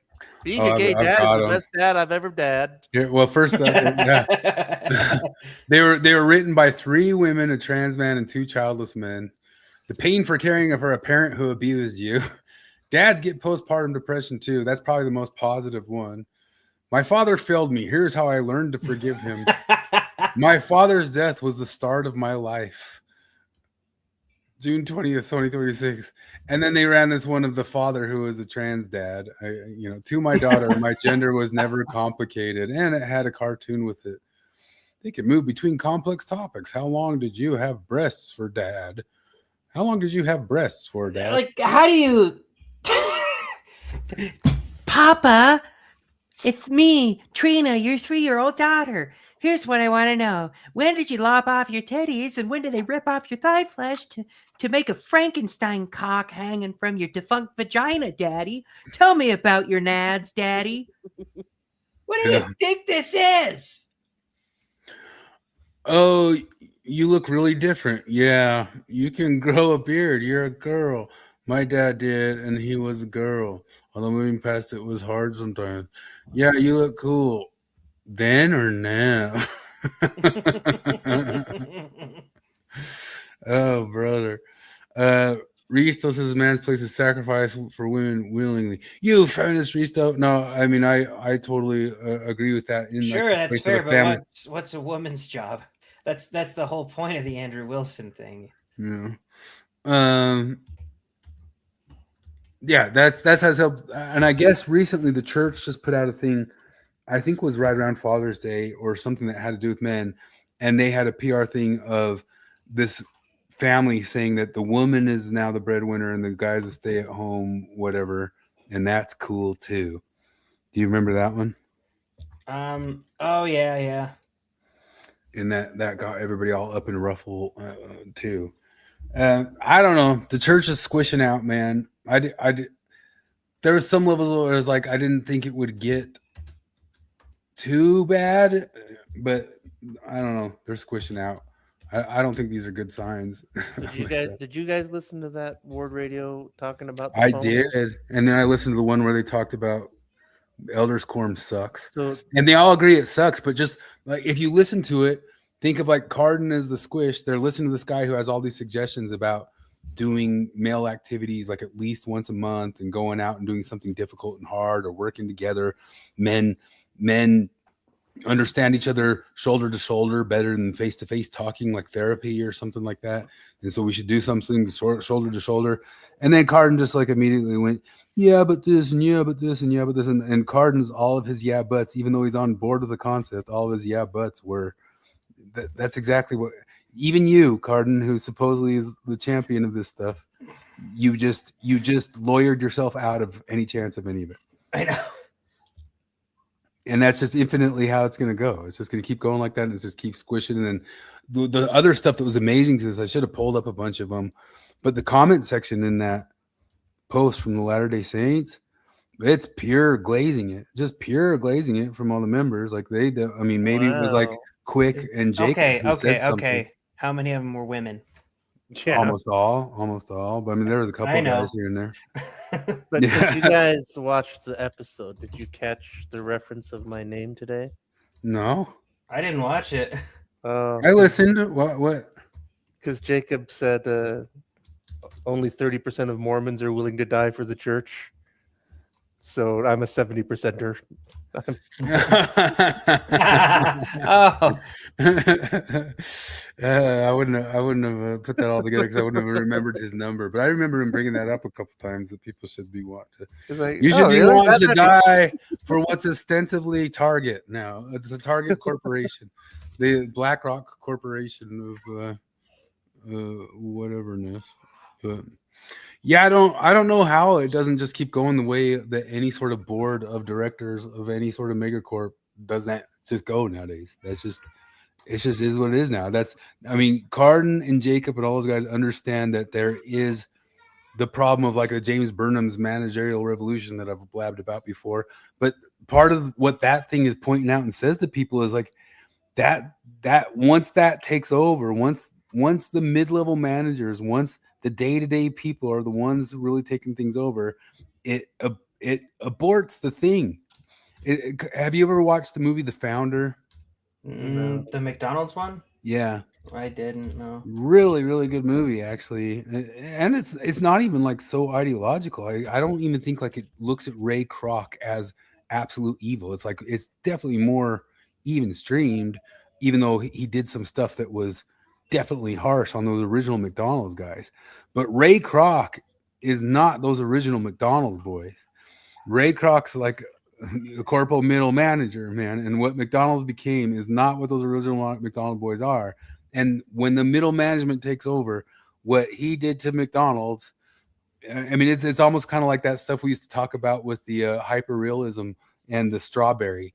You know, I mean, the strawberry and what's a strawberry? What's a wild strawberry? The original Mormon church is a wild strawberry, and over time, somebody takes it and what do they call that? Like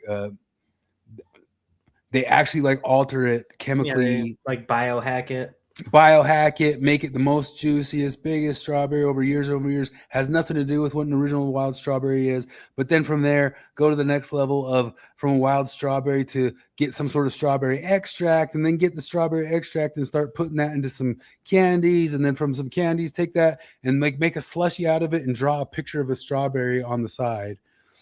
That drawn picture of the strawberry on the side is what McDonald's is to the first McDonald's. Oh, And that drawn strawberry on the side is what the middle management is turning the Mormon church into, and there's no stopping it. OG Mormonism was the shitty wild strawberry.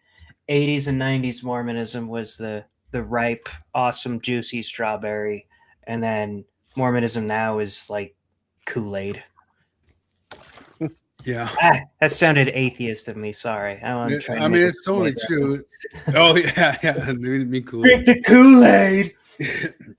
It's like that picture that they have of dinosaurs, and then dinosaurs became chickens, and chickens are last relatives of chickens, and then they take the chickens and cook the chickens and shape them back into dinosaur nuggets. Yeah. And that's the original church was the dinosaur, and thanks to managerialism, the church will become the chicken, the dino nuggets. Dynamite. Troy sent us this. People are noticing like they think they have like the true final picture of Joseph Smith there, and people are saying there's a resemblance to Jeffrey Epstein. That's weird. There's no way, because I listened to that interview with Steve Bannon and Jeffrey Epstein. There's no way Joseph Smith sounded that Jewy. I was shocked by that too. Jeffrey Epstein just looks like a guy, but then he starts talking like, oh, you give me with feel here that one of the things that we like to do with people. I'm like, we told him what we gotta do is get the girls to the island. Excuse me, my allergies are acting up. And back.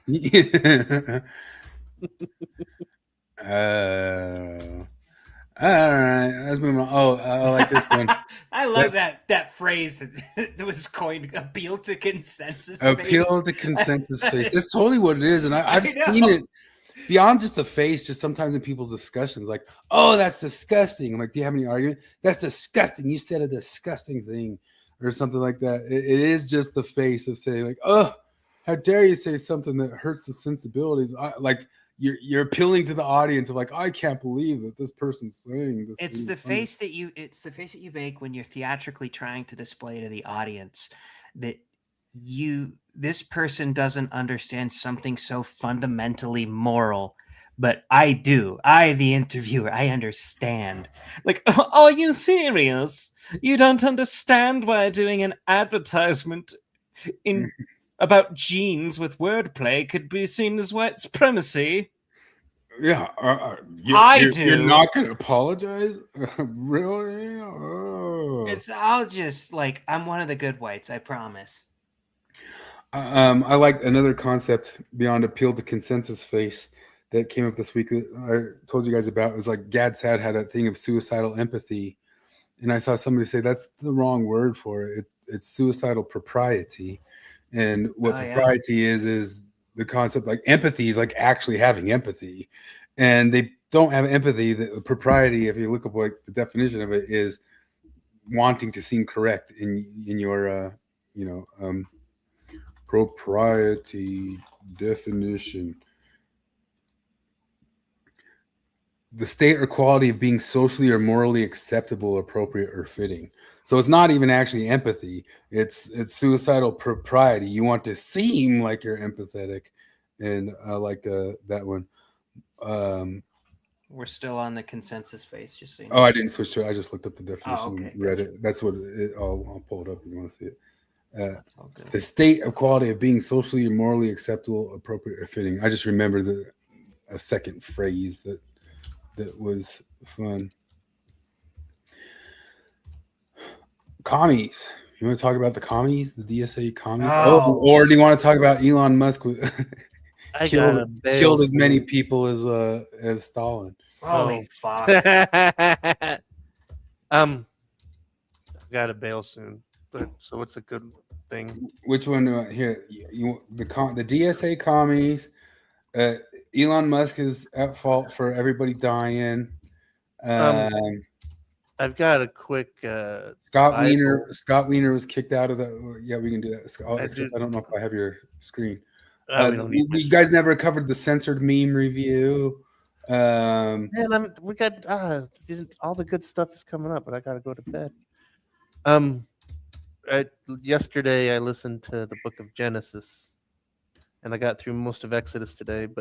And obviously there's 10 million weird things, but the thing that I was thinking about with the Book of Genesis is like when Isaac is an old man, and it's time he's dying, and it's time to bless his twin boys, Jacob and Esau, and so like I am an Esau's hairy the older man. one. Yeah, wait, I do have the screen. There it is. There's because okay, first off, there's just the weirdness of what do you mean? He's like hairy like a goat, like, and that's obviously critical of the story, but it doesn't explain like what that's supposed to be about. But anyway, like the whole story is that his mom, Jacob's mom, is like, hey, you're gonna jank Esau's blessing from Isaac, and he's like, but mom, and she's like, shut up, do it, I'll take the blame, which is like she doesn't. And so like Jacob dresses up as Esau because Isaac is an old man and he's blind, and he puts on goat skins and he smells like Esau, and he goes into Isaac, and Isaac blesses him, and he's like, because you are the first one, everybody has to do what you say, and your life will be awesome and glorious forever and ever and ever. And Jacob's like, sweet, got the blessing. And then Esau shows up, and Isaac's like, hey, what the fuck? And Esau's like, wait, what? Did he take my blessing? But I need some blessing. And Isaac is like, I'm all out. Like, that's it. and that just cracked me up because okay, what the fuck is up with that? Like, really? It's like a video game where it's like, no, my mana meter, my magic meter is empty. Like, there's no more blessing for you. And I just had this thought of like, so let's put this into like modern Mormon context. And so like the loophole. There's two old lady sister Mormon twin sisters, and one of them has cancer in the hospital, and so she calls to get a blessing from the priesthood brethren, but her wicked evil sister at the last minute gives them the wrong room number, and she pretends to be a dying cancer lady, and they come in and they are like, I will bless you with strength and wisdom and greatness, and like, and when they're done, she like jumps up and is like, ha, now I shall be more powerful than you could ever imagine. And the other cancer lady's like, but they're like, sorry, we're done. Like, that's all the blessings we have until an indeterminate amount of time. It's the idea that you can tie God's hands behind his back. Yeah, what exactly. I always think about it. I think about that in growing up, hearing the myths. I don't know how true they were, of like BYU students who would drive to Vegas for the weekend because they really wanted to fuck, and they'd get married briefly, they'd fuck each other's brains out all night, and then the next day they'd get it annulled or whatever. And in my head I was like, what do you think like God's gonna do with that? You think he's gonna be like, shit, well, they technically obeyed the letter of the law, so my hands are tied here? That's totally a thing in Islam. Like, that's a real thing in Islam. They call it a hotel marriage, where you literally get a 24-hour marriage and then you get divorced, and that way the prostitution is totally okay with God. My parents did that on a smaller scale when my grandparents lived with us for like 5 or 6 months when I was in high school, and I remember anytime they were real strict about the no shopping on Sunday thing, but if they like needed some flour or something, they'd be, well, granddaddy isn't Mormon, so they'd ask him to go to the like Walmart and get him some flour or something. I'd be like, okay, but you're still, what do you think God's just gonna be, you sneaky cunt? Obviously, got like me. The Jews do that sort of thing famously, maybe the most, because they're so legalistic, and then they actually kind of believe that, well, they can struggle with God. Like, part of their deal is they can constantly negotiate and win God in the negotiation type stuff. But what's that thing that they have, like, if they like tie a string around like a whole area, it makes it like it's the house. It makes it their house so that they can actually walk around, because like you're only allowed to take X number of steps from your home. So like the Orthodox neighborhoods will just tie a string around the entire neighborhood, and then they'll bless it as if it's their house, and they're like, "Yep, that's our house now." Oh, We dude, can- I had a companion that told me about this sweet spiritual life hack that he found, where instead of blessing your food every day, all you do is you go to Walmart and you say a prayer blessing everything in stock to nourish and strengthen your body. And I was like, well, that's a nifty way to get out of talking to God. Thanks for Well- saving me that time, buddy. Am I crazy? Is my memory failing me, or is that the deal in the cafeteria of the temple that you don't need to bless the food in the temple because it's already blessed? Is that a false memory? I don't know, but I honestly, me growing up, it was almost like this unspoken rule that you didn't have to bless food at restaurants. Of course, Morgan didn't get the memo because on our first date, we were at McDonald's and she's like, I'm not even kidding. She's like, are you going to say the prayer? Or am I thought she was joking. I was like, yeah, good. When I start eating my burger, she's like, okay, I guess I'll say the prayer. And I'm like, oh, fuck, this is weird. Oh man, Charles says his active believing wife has him do that all the time. That's kind of wild to me. But I don't know. My family used to do stuff like that, and then not so much anymore. I don't think they just, if they're gonna cheat something, they just cheat something nowadays. But I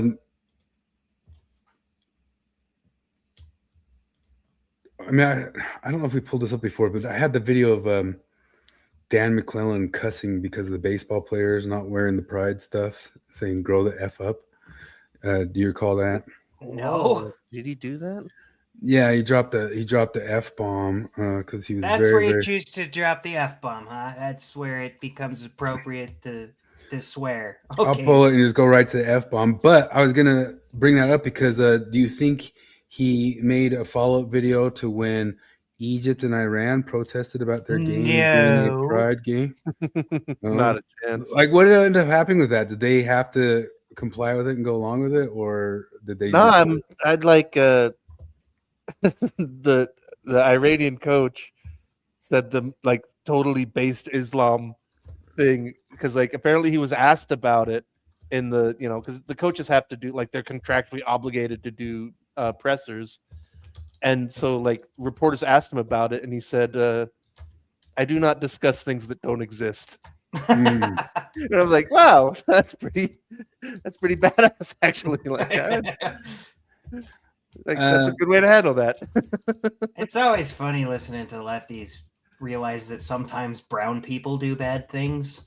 Yeah. Oh shit, what do we do when a brown person does a bad thing? It's like Trump doesn't like Iran, but Iran did a bad thing. What do we do? I actually had like a clip about Wesley Yang talking about how when they started doing like extra strict Title IX stuff, which came up with the Title IX stuff with the Supreme Court. We haven't talked about the Supreme Court stuff yet. Oh my gosh, there's so many things to discuss. The Title IX stuff this week, but he was just talking about how they started noticing that there was a disparate impact on Black people for the Title IX claims for sexual assault. And so then they literally seriously pitched only charging white men or holding white men accountable for. It's just not even pretending. Yeah. Yeah, just straight out right in the open. Yeah, the Supreme Court stuff. Oh man, why can't I find my McClellan clip? So, because the birthright citizenship, we were talking about that in the group. Because like that's one where like I think that birthright citizenship should go away because it's obviously being abused and it was not being used as it's intended. But I also think that was the right choice legally. Like if we're gonna play constitutional rules, that's what the Constitution says. Like I don't know so much that it does. I mean, it's kind of I don't know. It's just I think it was as much of a coin flip that it had to be settled. But well, like I It's mean also- well, it's it's that one of ancient those- problem of the intent versus wording. yeah, Because that's yeah, that's exactly what all it. that's what all the Second Amendment people say. It's like, well, they didn't intend for high capacity semi-automatic handguns. It's like, well, yeah, but that's not what the words say. Well, I mean, I think there was always in that thing too. They intended that anything that was available to government was also available to a citizen. But Well, yeah, but also I'm pretty much in favor of limiting the Second Amendment to private citizens aren't allowed to own nukes. Like Yeah, I'm pretty comfortable saying that. they can't have grenade You launchers. hippie. Yep, Mm, yep. It'd be nice to say that the governments couldn't either, though, too, on that. Well, if everyone couldn't, then yeah, that'd be great. I should be allowed to have grenade launchers. But when birthright citizenship, I mean, when it was passed, the intent of it was to naturalize the slaves, right? Yeah, and it was a way to stop the children of slaves from not being legitimate Americans. You know, I think they were trying to Well, obviously, head off. like that's a certain intent that wasn't like including all these like CCP members who are started like. Yeah. I saw a number. thing is, like, There's when they wrote it, they 1.5 didn't- million CCP members here who've flown in children to have a tourism birth. Yeah, 1.5 million. that is absurd. But that's the thing, though. Like, they didn't say it. If they said it, problem solved. But you know, but What are the Trump chances that we'd also- ever like fix a constitution ever again? That we Well, ever no, get, you like, a can't. consensus Like on? that's Well, the thing is it's supposedly it's a Ron suicide- Paul has what's it called? He's proposed a constitutional amendment, and it looks really good. Where it's like, you know, birthright citizenship, yes, as long as you are in the country legally. Like, I can't remember, but like, it's a short list of things, and it basically fixes all the loopholes. And it's one of those things that like you think would be a no-brainer. Like, why would any supposedly reasonable Democrat be opposed to this? And like, of course, we already know why. But like, it sounds amazing. It would be great. It would be a perfect fix, and everybody would win. But it'll never happen. Well, you have to get a super-majority. Yeah, no, but like exactly, like And it like a should percentage be a of the states no-brainer. or something like that. Yeah, 38 states, 2/3 of Congress, and 38 states. It's But, never like- happening ever again for any. No, and that is, I don't know, that is scary. But well, the good news is like the next topic is that when the communists take over, that's the thing, the communists will fix that. Yeah. Yep. Like when is they're good in news, charge, yeah. I bet you they will clamp down on that stuff, because you know you can't just have people moving around freely in a communist society. Everybody knows that. Yeah. Gosh. All right, I really should bail. Here's one last one for soccer for your flip. Here's how to rage a Mexican for soccer. Just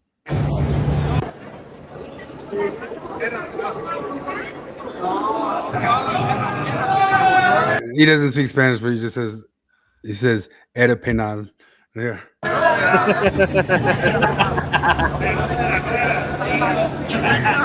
He just walks into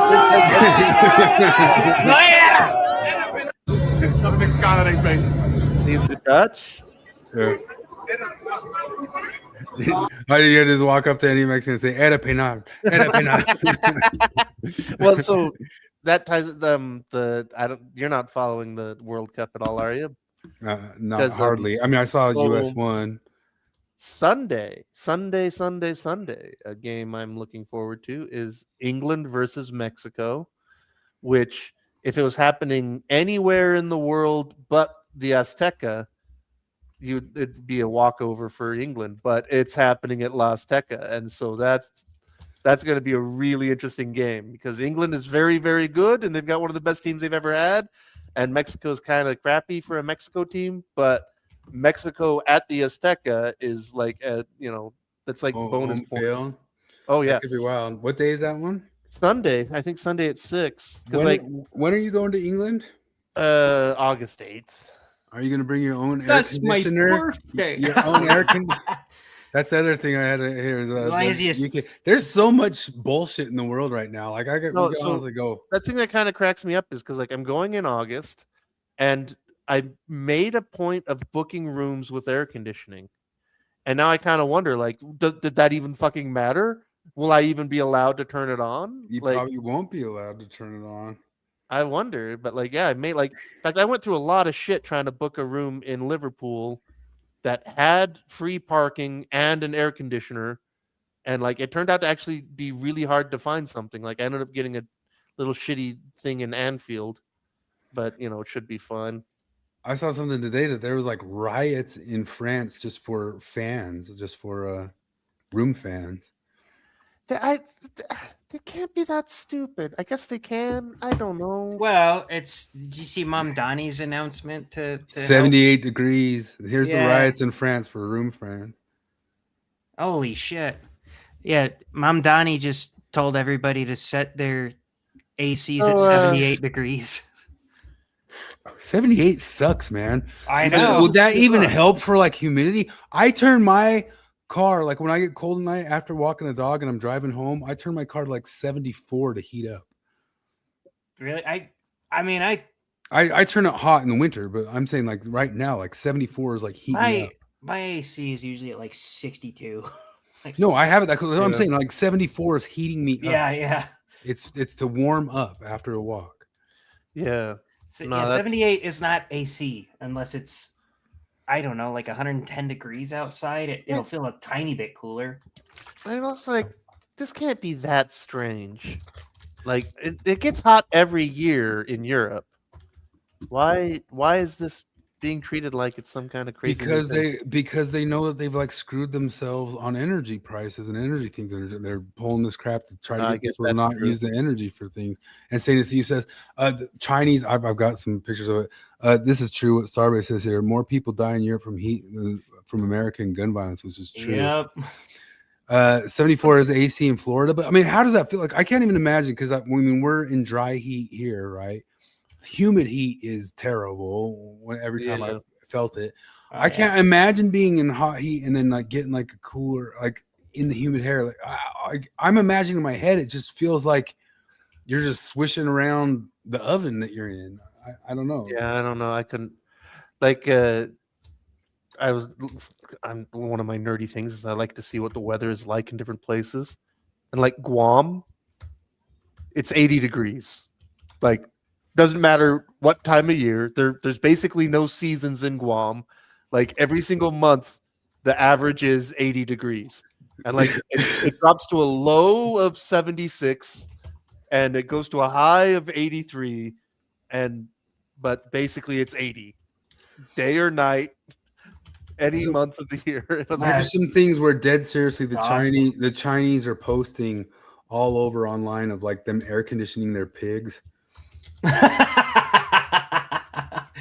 I saw this other one where like they just had air conditioners all up a street in India, just out in the street. And it's so funny because like in this picture, they're blaming it on the US, which is all like a drop in the pool compared to what India and China are doing.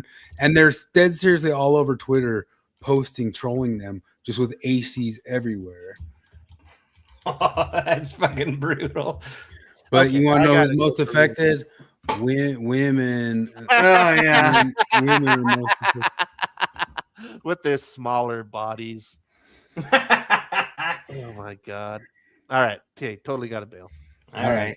Ass to the pasty.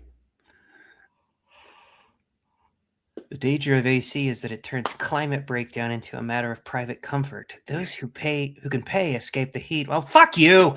While the public world becomes hotter, more unequal, and less livable.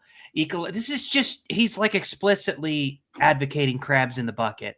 Totally. Ecological thinking must begin outside the cooled room. By this insane logic, we should ban private apartments, winter coats, and groceries because someone somewhere can't afford them.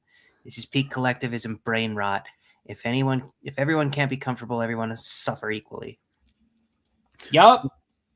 Well, that kind of coincides with the stuff that started happening to Elon. This guy from the New York Times, Nicholas Kristof, posted this thing of all the stuff, like incidents of people dying because of Elon's cutting of the USA. Oh, yeah, he did 4, didn't he? So he said, Elon, I can give you many, many names of people who have died because of your aid cuts. Yama Freeman was a 23-year-old woman who died in childbirth because you stopped paying for the diesel for ambulances. Okay, fuck. If I bought you a meal every day for 20 years until you can get back on your feet, and finally I say, you know what? I'm not doing it anymore. You're clearly not getting back on your feet. So figure it out, buddy. And then 30 days later, you die of starvation. I didn't kill you.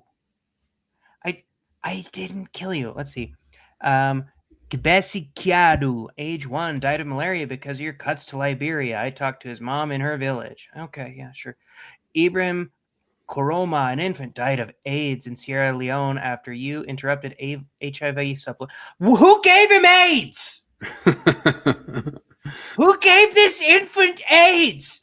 Did Elon Musk do it? Did he just come over there with a dirty heroin needle and like just shove it into the baby's fucking arm? No. It's all actually an argument for why you never start. Yeah. You never start, because if you start, then I guess you owe it for forever. Yeah. Akol Deng was an 8-year-old with HIV and cells. Lots of HIV in Africa, I'm seeing. Did they stop raping virgins? Because I hear that's what cures it. Who died when you cut health fund, blah, blah, blah, whatever. I could go on and on, but clearly you won't.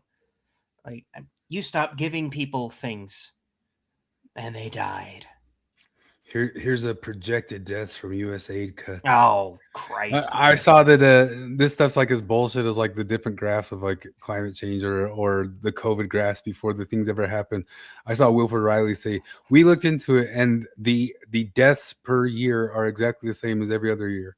Like there's no increase in deaths around the world. It's like somebody took the number of like the raw number of people who were in any way affected by these AIDS and the USAID stuff, and they were like, you know what? If all these people die, it's going to be 300,000 people.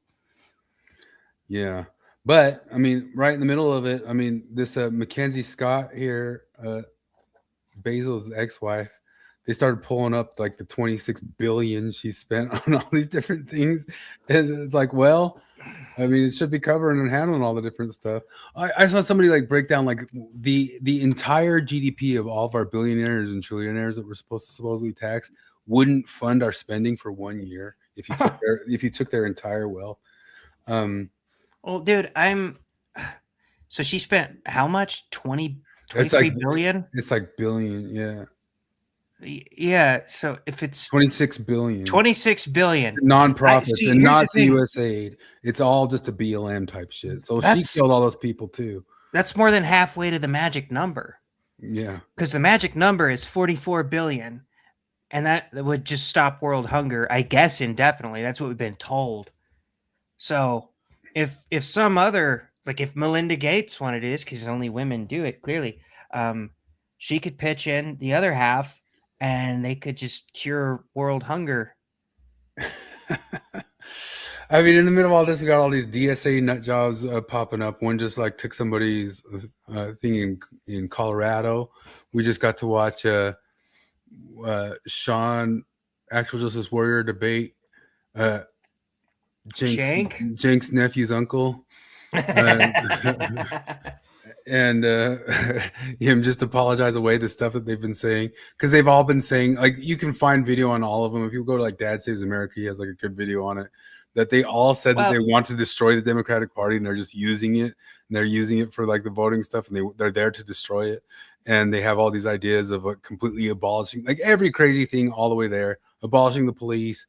They want to abolish the United States. Like they just say it. They just say it. They do. That was Chevalier. She founded an organization in college that has written down the express goal to tear down Western civilization. Cenk, it was hilarious listening to him talk, because in the first 8 minutes of that debate, he flat out admitted that he's a single issue voter on Israel. Like, he's like, yeah, these people have some things I don't agree with, but they're against Israel.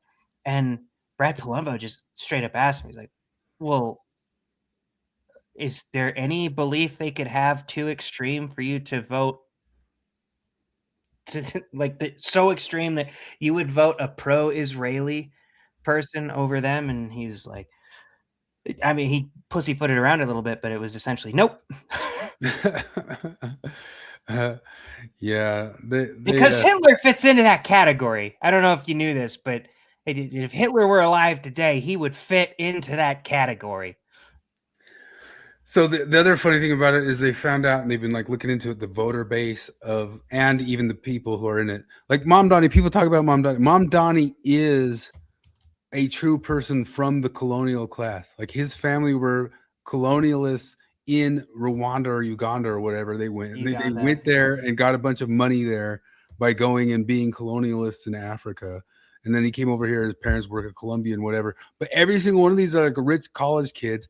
There's almost 0% of blue collar workers in their party or in their voting base, and they claim that they're there for the workers and that sort of thing. It's like just straight college kid. It is the college kid party coming up. Is, I think, going to be the defining political issue of the midterms and for sure the next presidential election. But I feel like what is going on with the DSA is really a fusion of two things. The voting base of the DSA are relatively wealthy, white liberals, with outwardly mobile. They're losing votes with working class people. They're losing votes with poor people. They're losing votes with Black Americans. They're losing votes with Hispanic Americans.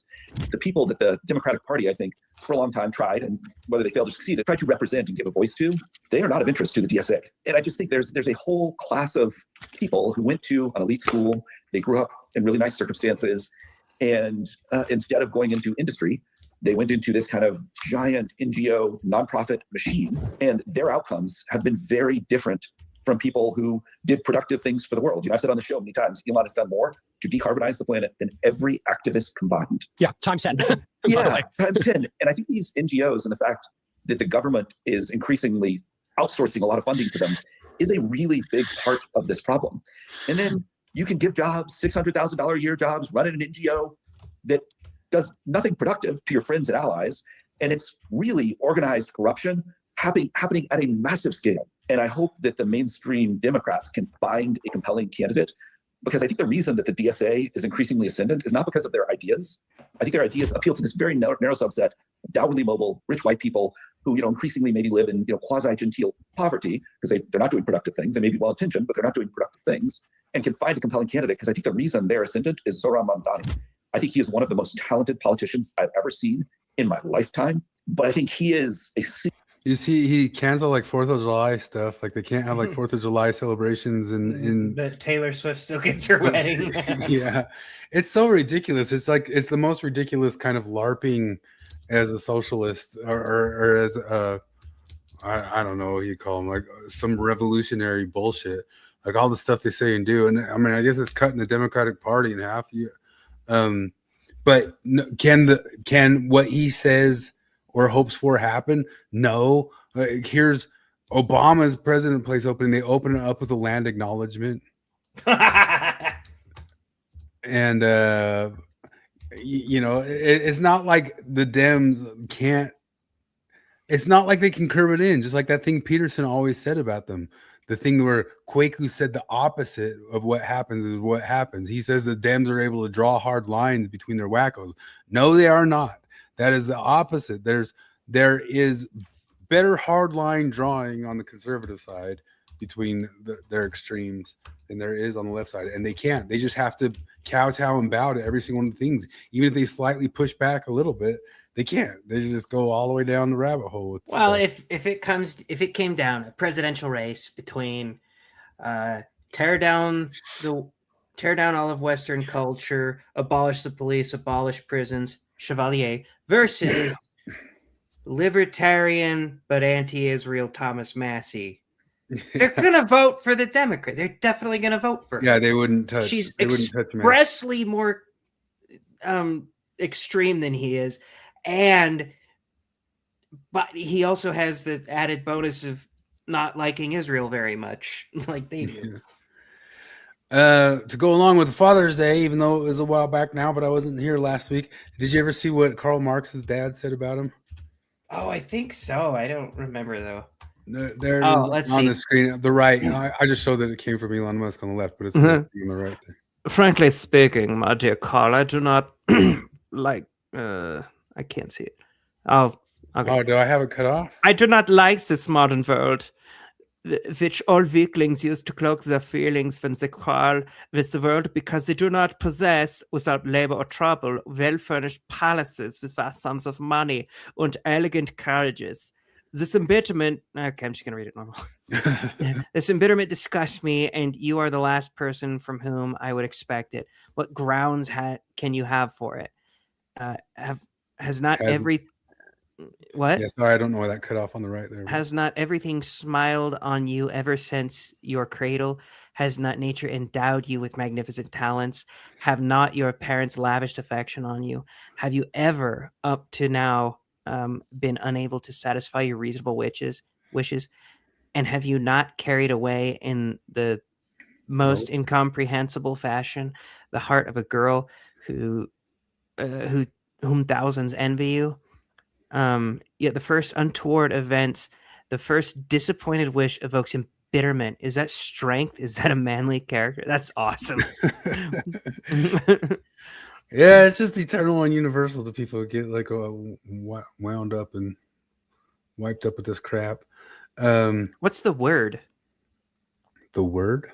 Because he says, I do not like this modern word which all weaklings use to cloak their Oh, I don't feelings. know what he's talking about. There was something else here. Oh, dang it, where'd it go?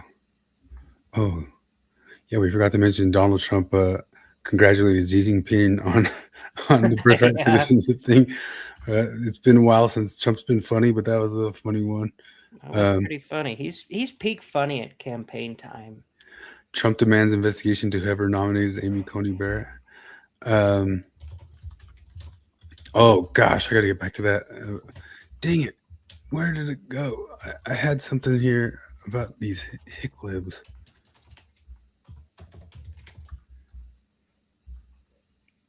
Hicklibs. Yeah. This right here.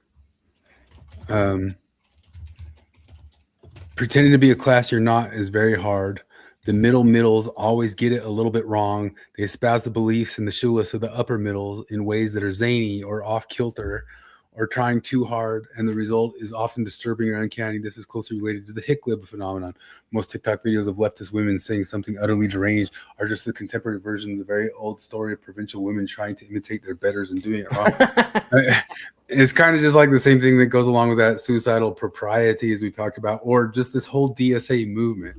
It's all just down, like that guy said, downwardly mobile but upper class people. Like they don't got like a lot of prospects maybe in the world right now because they've wasted away their careers on this grievance bullshit or something like that.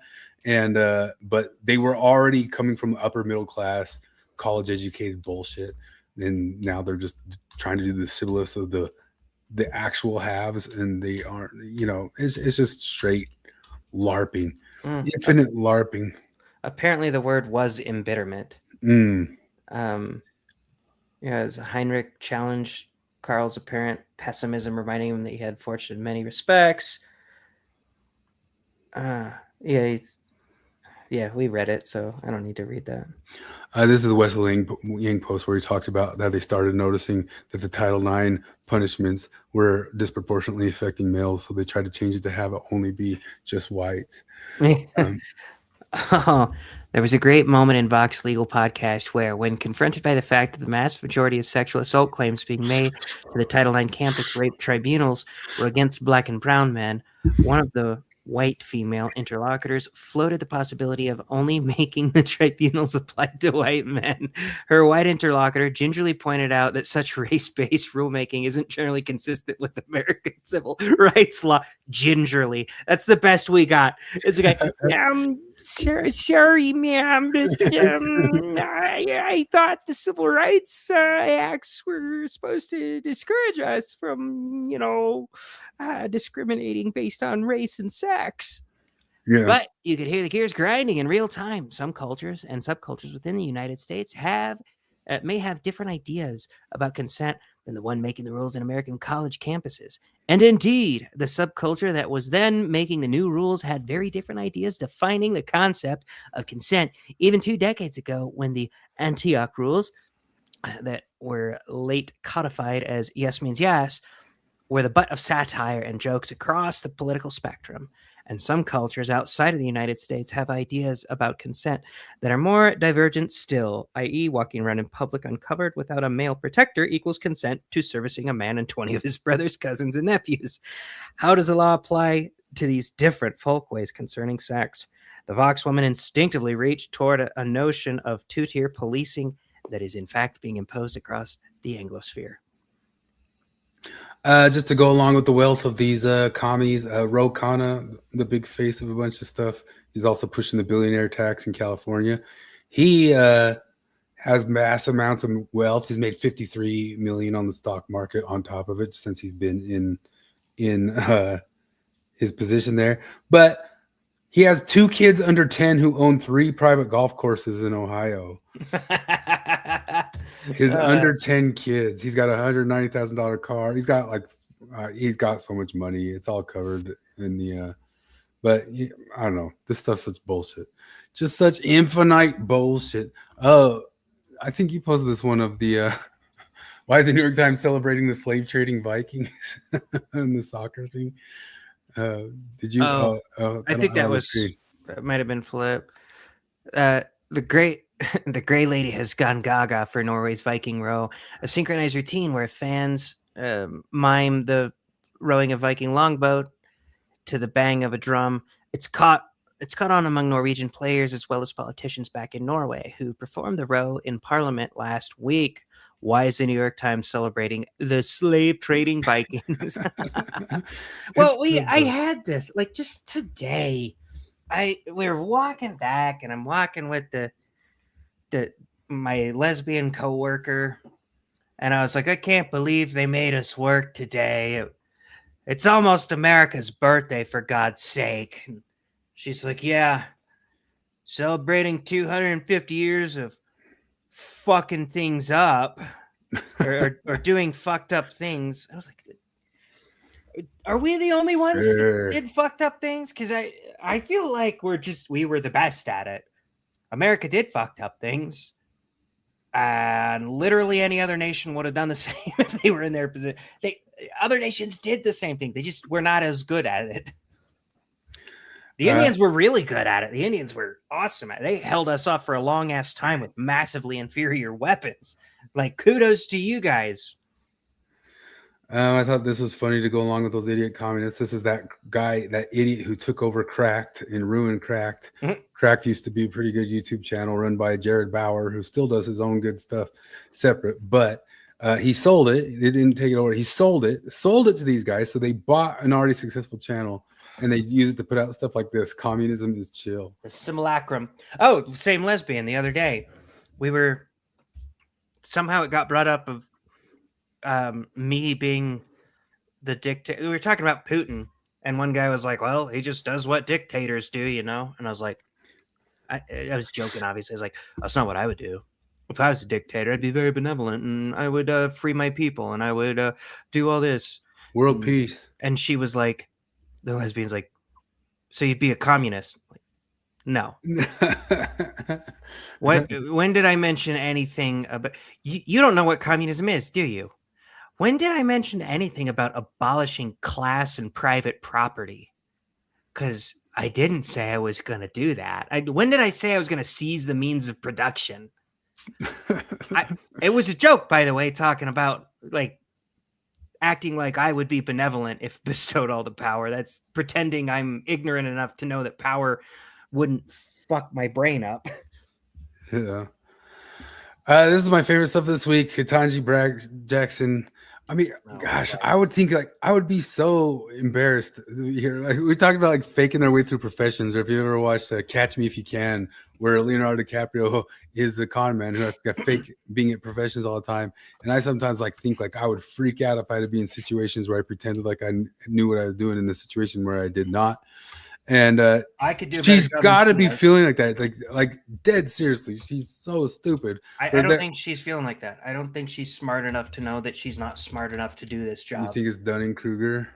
Yeah, I really do. Because I am smart enough to know that I shouldn't be a Supreme Court justice.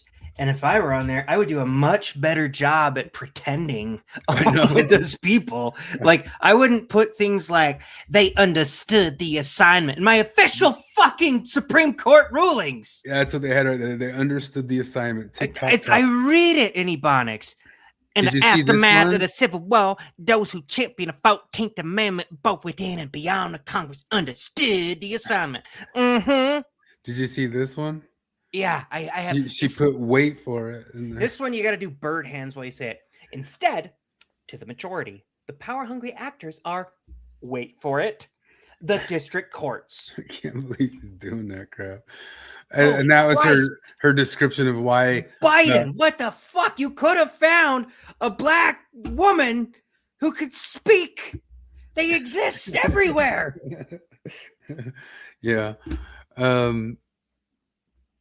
That was her description on gender there through the Title IX ruling, because it was ruled this week that men are men, males are males, and females are females, and that's pretty explicit in Title IX. Although I heard somebody saying that it still leaves carve-outs that states could still pull their bullshit if they wanted to. If we could swap those, I would. I would prefer to get rid of birthright citizenship and keep trannies in sports. You know, like if I had the option. We lost. Yeah, if we had to like swap it. We won the one that didn't matter nearly as much. Like I agree. Matters, I agree. I would probably swap that one too. Like the reason I'm saying I need 350 and you ain't getting no goddamn 350 is like dead seriously. Like if that's just like doors open now, that's just free to do. Like I think it was even like before that ruling, kind of seen as taboo, or you had to sneak about it. But I was asking, I'm like, could I just open a company that says, hey, I do birth tourism here? Because, 100% okay, but I don't know why you wouldn't even be able to do that now. But I don't know. I mean, I understand their legal argument for it, and then but Kavanaugh saying, "Well, I understand you don't want to rule from the bench, but this isn't really ruling from the bench. It's you deciding whether or not an executive order is constitutional." And Kavanaugh going, "Well, Congress could do this if they want." You know they won't. Like, you know that, buddy. You know you're never going to find a super majority in 38 states. Like, yeah, no, we're done with that. Yeah.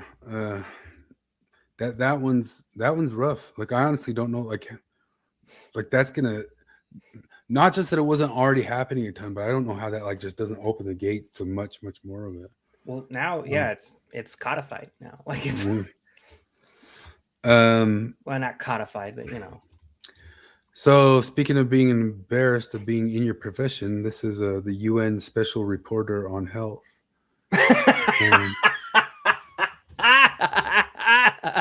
Okay. The failure of states to adopt an anti-racist, anti-colonial, and dignity-based approaches through extractive capitalistic practices, pillaging of resources, coloniality, genocides, and then crushes people under the weight of indignity. Health cannot be realized without dignity. So that's some health expertise from a health expert right there. This is like the kid who was asked to write an essay on, I don't know, the importance of math, and he writes it all about skateboarding and how awesome it is to skateboard and how it helps you concentrate, and we can't be expected to improve math without being allowed 4 hours a day during school to practice skateboarding. Like it's not even related. You're just trying to weasel your own pet project in there. Your pet project happens to be race Marxism. Congratulations. Guardian pushing out a bunch of propaganda. We'll see it right about net zero food policy, which means getting rid of meat and red meat. Yeah, get fucked. Projections off into the future there of getting it all out, because that's healthy. That's what's healthy. What's at stake? Myths about masculinity and meat eating pose a challenge for the climate crisis. Yes, we don't want to. This stuff's so infinitely stupid. It just never ends. We could get a politician who speaks with a hand puppet. We could get Mr. Garrison for real. Refused to meet with me when I was the victim of a hate crime, and we were at the safety summit, and she had her communications person, Amanda Kinnaird. That is in Canada, and it's really a hand puppet person. When I actually just wanted to be respected. That's when I knew I wanted to run for mayor. What the? It's real. Canada running for mayor. When Andrew Horvath refused to meet with me when I was the victim of a hate crime, and we were at the safety summit, and she had her communications person. What was a hate crime, buddy? What was the hate crime? Please inform me. Hear about the censored meme review. A new paper in Evolutionary Oh, Human yeah. Sciences examines race memes on X, but doesn't reproduce the original memes, so readers don't have to be exposed to the racism. That's so funny. I'm sorry, text removed, but we need him for the football team. Oh. White people be like, gotta help the minorities. Minorities majority. That one probably translates okay, right? Fairly. USA Earth dwelling. It's so funny. Like somebody had the real memes. I think I had them last week, but there's the real memes. Yeah. I'm sorry you thought he was raped by a retarded cannibal, but we need him for the football team. That's what I always say about these diversity arguments. Even smart people who I respect can't come up with a good argument for why diversity is a strength. You know, Wilfred Riley, he's like, what about enchiladas? I'm like, that's not a good argument. I'm sorry. I love enchiladas. Mexican food, best food in the world. But if this isn't true, but if it were true that we entirely halted Mexican immigration and it slashed our crime rate by 40%, but we lost enchiladas. I mean, first off, we have the recipes, but even if we didn't, I'd be like, yeah, I'll give up enchiladas to have 40% less murders. It's kind of unreal, like how often that's the meme. I have like a clip of it. Like here's some woman walking up. This is Tyler Oliveira this week. This is a woman, and she's filming. This kind woman told me to be careful with my camera filming in this area. We're all very welcome. Expensive here on show when you're walking up and down. I appreciate that. How is it out here in Ireland right now? Oh yeah. Good? Yeah, it's good, yeah. But you need it in society, do you know what I mean? Diversity is a good thing. We need it. Yeah, absolutely. What are some of the benefits you've seen from diversity? Well, culturally, food is amazing. Yeah. And that's there. Just mind your equipment around. Okay, so be careful around she's warning them about they're getting robbed in this area. They're liable to get robbed in the area, and then, well, what's good about it? The food. Like it's just like unreal, like how that's the go-to thing, like every single time. But white people gotta be like, gotta help the minorities. This is the censored memes. Yeah, it's so dumb that they had to censor that. It's so funny. I had that thing. I passed it earlier, but somebody talking about how they used to they used to condemn people in communist Russia for reading stuff that was not approved, but they had to prove that they didn't read it. Like the prosecutor had to prove that they didn't read it either, but they know that this guy read it, but they didn't read it to know that they read it. They just read that they read it or heard that they read it. There it is right here. During Stalin's show trials, one of the charges against the defendants was that they'd read subversive materials, which of course was illegal and punishable by death. But this posed a problem for the judges. Even if it was only confirmed that it was indeed subversive material, reading said material was still dangerous. And so the margins next to the evidence of subversive material, the judges would pencil in, did not read but disapprove. Oh, it's like the end. It's like the logical conclusion of the Mormon dude who reviewed the Book of Mormon musical but didn't watch it. Yeah. That's so funny that they did this to these things. And this was in a newspaper in the UK. Should white people really stop having children? Dude, there was, man, we brought it up on here before, but it's been a couple years. It's rare that something actually makes me really fucking mad, but I remember seeing this. It was just a Canadian ad on a bus stop that had a baby on it, and it said, the best thing you can do for your child is to not have another child. I actually got fucking mad at that. Like, if I were in front of the person who created that ad, I would actually want to punch them in the fucking mouth. Like, no, piss off. Fuck you. I got 5 siblings. And I could have had a lot more shit if I had 0 siblings. My parents could have afforded a lot more shit. But you don't trade that. And my parents wouldn't trade it. They could have been a lot more well off. Fuck you. Yeah, it's ridiculous. Tim Pool was just talking about it earlier. Reminded me of Captain America, not Captain America, Captain Planet back in the 90s had like those clips of saying you should stop having kids if you want to save the planet type stuff. Did it? Yeah, Captain Planet really did have that. There's some clips of it online. Whites will soon be a minority in their own country, all excited. Then the other guy says back, whites will soon be a minority in their own country. Source!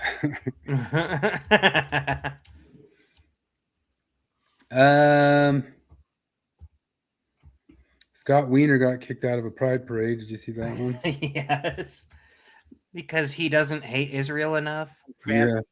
This is like the Ethan Klein shit. Legislation protecting queers on the sex offender registry is fantastic. Like, I really applaud you for that.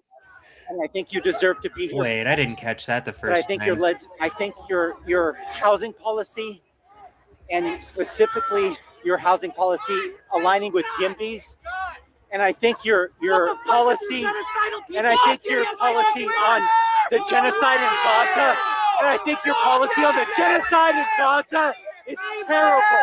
I think you do not belong here. I think you do not belong here. You do not belong here, Scott. Yeah. Hold on a sec. I actually, the first time, I didn't catch that, but the tranny, when he's, because that's definitely a tranny, when he's listing off the list of good things that Scott Wiener's done, the first thing he says is protecting LGBTQ people on the sex offender registry. Yeah. That's like the first thing that springs to your mind. He just barely blocked a bill saying that people convicted of sex crimes can't be voted into office as well. I know, I saw that, but he keeps saying it is adversely affects gay people, so it's illegal. Yeah, it's even if it's true, it adversely affects gay people, so it's. What kind of admission is that? You know, we want less rapists around. We need to think about how this is going to affect the gays. What? What an odd thing to say. Clarence Thomas, I guess he's usually kind of short for words. He wrote a 91-page dissent to the birthright citizenship thing. Yeah, he's trying to catch up to Ketanji Brown Jackson in most words spoken. Yeah. He put in his affirmation of the trans in sports thing, men and boys with gender dysphoria are not women or girls, even if they believe that they are. And that got people up in a bunch. And I saw this on Twitter. This person here wrote some drawing techniques. This is like an artist showing people techniques of how to draw, like male, female hand, child hands, just drawing. It was just a one-off thing. Like, this is how you draw hands. Got ripped apart by the trans people in the comments. Just ripped apart by the community. This is, how dare you say this and say that it has to be that way. And I saw that posting. Hi, I'm Troy McClure. You may remember me from such films as You Will Never Be a Woman. Your skin is thicker and rougher than that of a woman. Your pores are connective tissue are arranged differently from those of a woman. Your bone structure, including jaw, brow, ridge, and hips, is obviously male. You have a man's hairline. Your ring finger is longer than index finger. Your navel is above your waist. Your body stores fat differently than a woman's does. Your saliva, sweat, and urine contain male pheromones. You're biologically incapable of menstruation and pregnancy. Every somatic cell in your body contains the Y chromosome. Children are confused when they see you, and who can forget, your parents will use your real name when they bury you. Yeah, it's so wild because this guy was just giving drawing tips, and they lost their brains on it. City of Chicago declared a trans feminicide state of emergency. Matt Walsh had a good one debunking that, but we already knew that one in the past. They don't want to look into the disparities of the people who are committing those murders, if there are murders. For too many transgender Chicagoans, the sense of belonging they deserve in their city has been denied by exclusion and barriers to opportunity and spaces they should feel safe and welcoming since declaring trans femicide state of emergency. Okay, next time Trump declares a state of emergency over something fucking stupid, which he's want to do sometimes, there's nothing stupider than this. Hell. You guys win. Everything's so stupid. This was stupid. HuffPost complains Supreme Court hands Trump full power over the executive branch. I hate to say it to you, but the people handed Trump the full power over the executive branch. I seem to remember learning about the three branches of government in elementary school, and when learning about the executive branch, I was taught it consists of the president, and that's it. Yeah. I seem to remember that being, yeah. I think that's it. Gosh, all of a sudden jumping. Do you want to review your crush boxing? I'm gonna try not to get a boner, but yeah, let's do it. God, look, I always wanted to see her tits, and now I get to.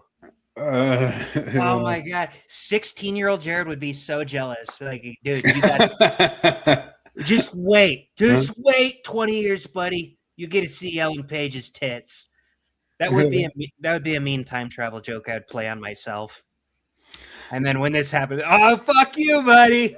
I can't, like, it's seriously like you can't control. That's one of the things that came from like social psychology papers, that one of the things they wanted to start studying harder was disgust. Yeah.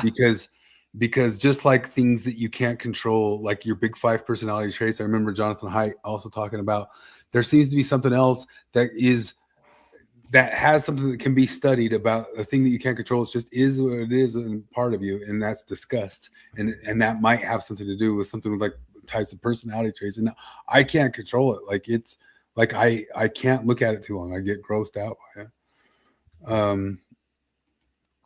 This went along with like California bill of like those people had to certify their gayness to get access to those possible contracts. But I forgot that we had all this stuff that like all these guys were able to like claim that they were gay to get into different countries because they were afraid for their life and needed asylum. And I remember like in the UK, they had some place where they had to verify it and get somebody else come and say, oh yeah, they're for sure gay. And they interviewed this guy. A Nigerian was given asylum in Ireland because he's gay. He's asked if he has family back home. Yes, my wife and two sons. Why am I gay? I am gay. I think it was Tyler Oliveira too, who went and just interviewed a ton of them that were sitting there just down getting their fake asylum because they were just announcing out of nowhere that they were gay. John Cleese complaining about cultural enrichment. Man, I never knew they were so bigoted in the Monty Python. They are going to dump. There's like 5 or 6 different like Shire like English towns that are getting like dumps of 3,000, 5,000, and 8,000 people, and there's like 800 population there already. There was like 3 of them announced just this last week. And they just announced it. I mean, they used to have the things coming. They haven't even happened yet. They just announced it. But we need to AI like a mashup of the Shire thing, do do do do do, like with a hip hop beat.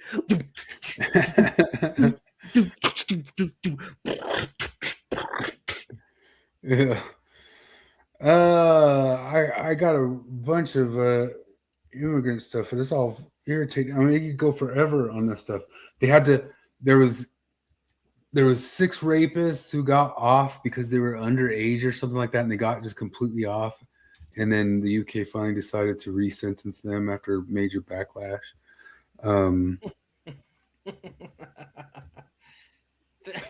There was a French music festival, and people were comparing it to what it looked like in the 90s to now. It was called Fête la Musique.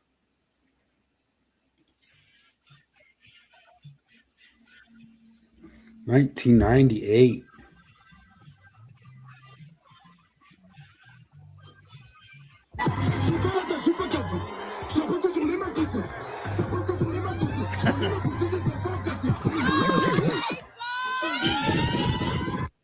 Did you ever think you'd be like, man, the good old days when France was just cringy and gay as hell? Yeah. There's like it's Somali Independence Day, and like a couple different states put up Somali flags instead of the U.S. flag like for this weekend. And that's what they're doing like all weekend long. I'm tired, boss. There was a couple different videos that went viral of Africans attacking white guys in the UK and the white guys getting arrested for it. Which I've seen probably like 30 of these videos over time. Oi, oi, oi, oi! Is you doing a racism there? Does you have a license to self-defense? Yeah, that's one of them. Here's another one. 3 guys around him.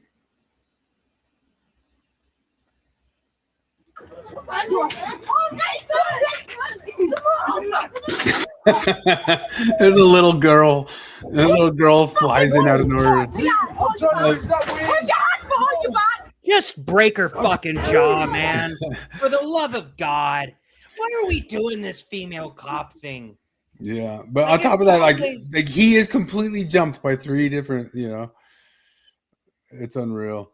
But yeah, like the guy couldn't like just wipe out if he want. I saw there was a funny Babylon Bee post. I thought it was pretty funny because like you watch all these different videos on Twitter, and it says to make MMA fights more realistic, they're instead of a referee in the ring, they're gonna put a screaming woman in the ring. They're just standing there.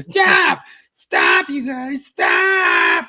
Oh my god! Oh my god! Oh my god! Oh my god! There is no fight video online that doesn't have that woman in it screaming. Holy fuck! It's well, it's not like a massive. It's not an impressive thing I'm about to point out because we all pointed this out as soon as we saw our first body cam footage of a female police officer. We're like, arrest by her is optional, and fatalities are going to go up. Yeah, because she's physically less able to restrain this guy in a non-lethal manner than a big dude would be. So she's gonna just intuitively, she's just gonna have to go for her gun more quickly than a male officer would. Yeah, so it'll increase chances of death. Yeah, for sure. Flip's got to watch out when he gets to the UK because they could you get on the train, they could check you that you have a ticket.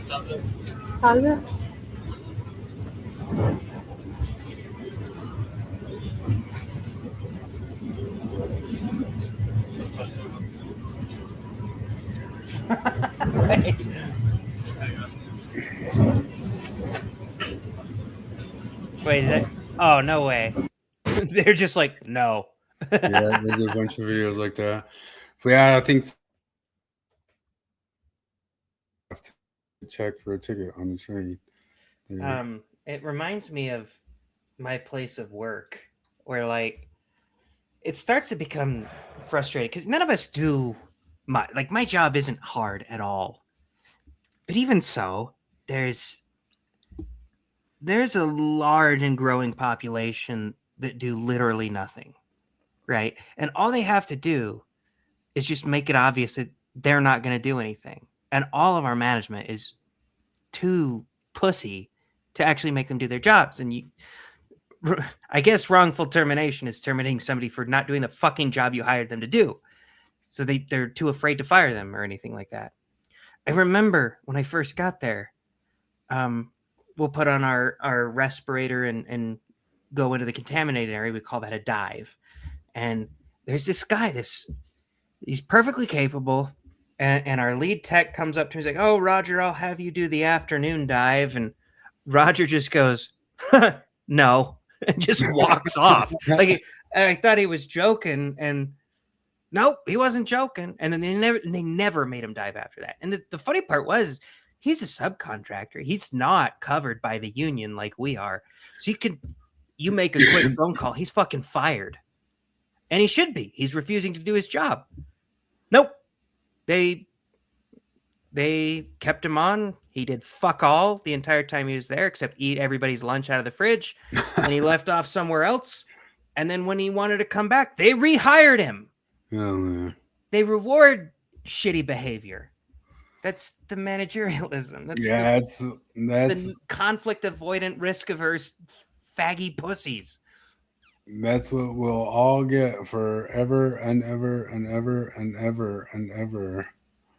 Well, part of the problem is that nobody who would be willing to do anything about it gets into management because management I don't know. Maybe. Oh, it does maybe not the- select for that at all. Yeah, well, maybe the hall monitors have taken over management to the point where it becomes disgust. It's the disgust reaction. My father-in-law always asks me if I want to get into management.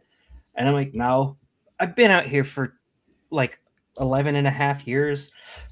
I could definitely get some type of a supervisor position if I wanted to.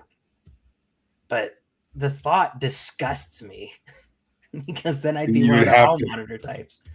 There's hall monitoring, but then there's other stuff where, especially in those worlds, where you have to let. There's been several things lately to me that I have to shut my mouth and help the person who's obviously lying. Yeah. You know, and Or you have to have. I can't even say just more a than that on dumb- those ones because it's too close to like my current job and that sort of stuff. Yeah. But yeah, stuff like what you're saying with that sort of thing, like this. I know you are full of shit here, and I just have to do it by the book. You know, It's even just a dumb little bullshit of like you have to go. You got to be the one when we have had several coworkers that just fucking stink. They clearly don't shower. I've had They to talk, I've had to be reek. the one to talk to people. Yeah, about that. and the amount of times you have to tell a grown ass adult, "You reek, shower." Yeah, 100%. And they get mad at you like you're the bad guy. I got my list of cognitive dissonances that I'm going on with clips for them, but there's other funny stories that I'd rather hit first with the last stuff. But I mean, you guys didn't cover. Did you guys cover the John C. Reilly talking about empathy? Yeah, we did. You guys did talk about that one. Yeah, I mean, that was just so obvious. Like right right off the start, he goes like, "I don't understand how people think." You know, like you just announced that you don't have empathy in that pre-sentence right there. I know. That's hilarious. Did you see the Zach Galifianakis clip I played after that? Remind me. I watched you guys' whole thing. I was just because this is just my list. That's going to be one that's going to go on my list. I'm making a master list, and so the Zach Galifianakis one was when I found the John C. Reilly one. The clip was from a YouTube page called "Celebs Against Trump." And you're like, oh, wow, crazy. There's some celebs coming out against Trump. Brave. And then I found one of Zach Galifianakis talking about how the media is sucking Trump's dick. And that's insane because even when, like back when we had Obama, we would make fun of him. And what the fuck are you talking? Are you saying the media was mean to Obama but nice to Trump? You're retarded. And then he straight away admits he's like, and obviously it was kind of in a good natured way to sort of get his agenda passed. Yeah, we know, dickhead. No. Yeah, I got a list here. I'm going to sort out because some of them don't fit right in, but I'm going to start making more. Like I had that one that I showed you of the guy saying that women don't want to marry men because men don't make more than men and women only date horizontally and up. But we've got women up and we got to get them up to so they're making just as much money and fix that wage gap and get this sort of thing. And then like they have this cognitive dissonance of the two problems going on at the same time and just cheering them both on. Like women can't make less than men, but we got to make sure men make more so that women will date them. both for women, not for men. Like for women, men need to make more so women will date them. And we need to make sure women are making more right at the same time, like the same thing. Mental health awareness backfiring. The more people talk about mental health, it goes backwards. Anyway, I'll do that stuff for. I wanted to get to this the pointing finger, the finger pointing, the finger pointing gal. More people see this meme than every WNBA game combined this year. As he pointed out some flagrant foul that happened, and I guess I have like that little video of the guy, the new guy. You showed me that no guy, didn't you? No, the guy who does the Count Dankula. No, he said. What happened? No. I'll show you this dude.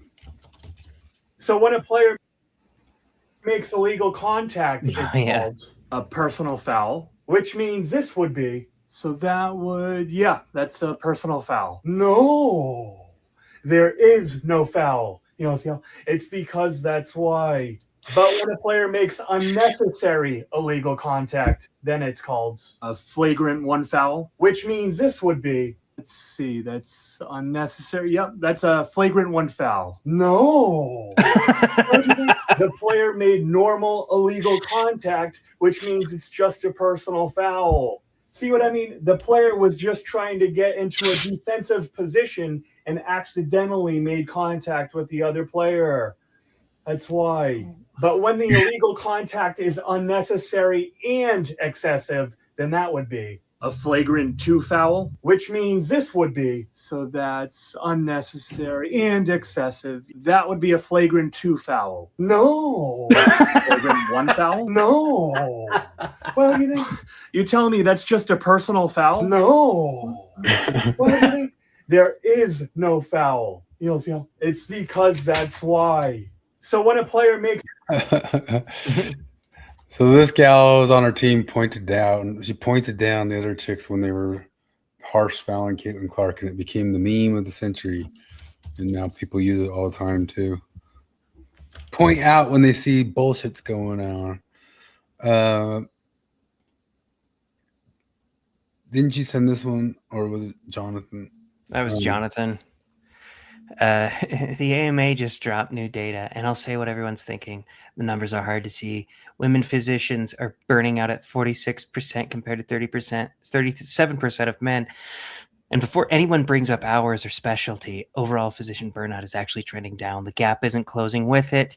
Here's what gets me. Women physicians are also less likely to report trusting their healthcare leadership and less likely to feel valued by their organization. That's not a personality issue. That's a structural one. The answer isn't telling women to be more resilient. It's asking health systems to actually look at what they're asking women to carry. Yeah, of course, don't tell women to be more resilient. Why would we do that? And build something different. The structure is wrong, not me. Am I out of touch? No, it's the children. Yeah, the load-bearing assertion. That's one of the things that Peterson would always talk about. He'd be like, because you could flip this on its head and say the other direction of why do men put up with so much shit and keep going? You know what I mean? Because he talked about like one of the reasons men rise in certain professions that are high pressure, high issue, high situations, things that you have to put in 90 hours a week at first, is because they have a certain drive, or they're doing it for a family, or they're doing it. And you could just as much say, whoa, why are women quitting, women most affected, or some sort of thing like that. Peterson put the other end of it, like, why do men go through all that? Why do they sit through it? Why do they tough that out? Why do they do all that sort of thing? And it's personality difference. It's a personality and a drive difference. I mean, and it's just one of the ultimate things of why that thing comes up that Peterson pointed out since forever ago, of those studies of women don't stick around or stay in those high pressure, high whatever situations. And it's structural. It's not structural to weed women out of it. It's structural to weed everyone out of it. You know, and I had this argument with furry brother-in-law when we were up there a couple weeks ago, or when we were down in Utah. He said something about it bothers me that everybody pretends that what we did to the Native Americans wasn't a big deal. I was like, who pretends that? Who are you talking about?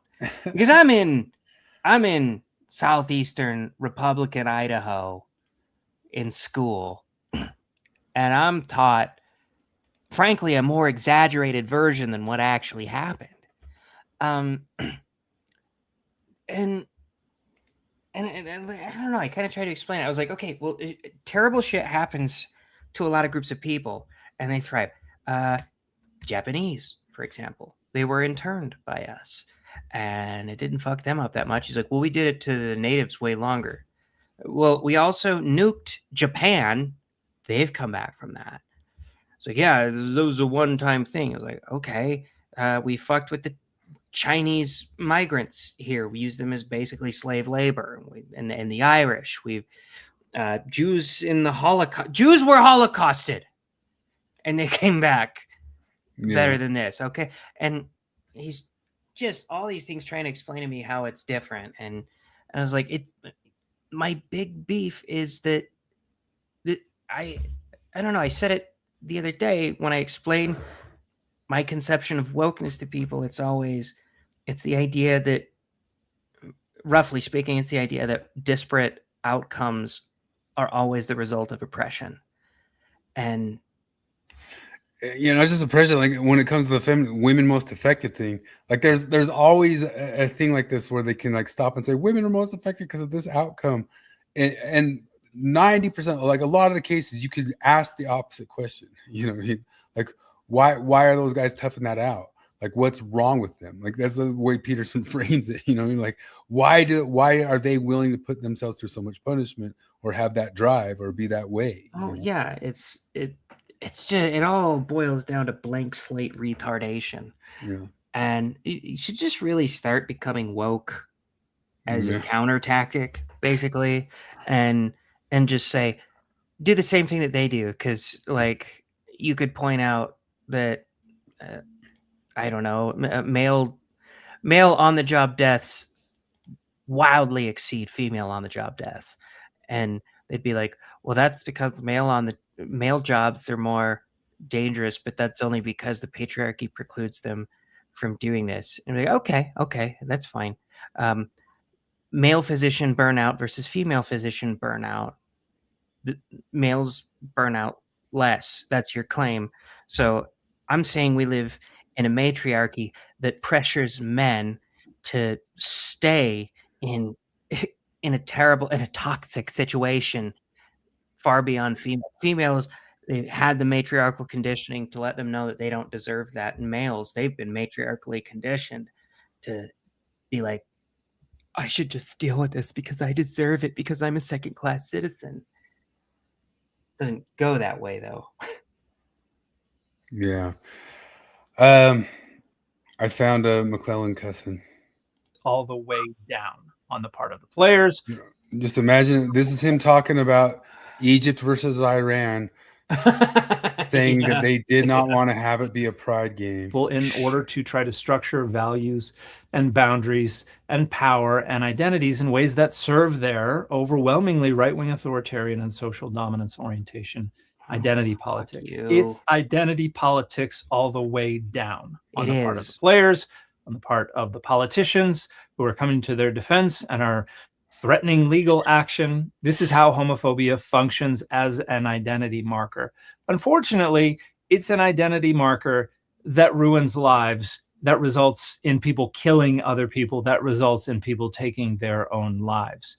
It is outdated, it is stupid, it is hateful, it is harmful, and all of the people who are engaged in this costly signaling and these credibility enhancing displays need to grow the fuck up and decide.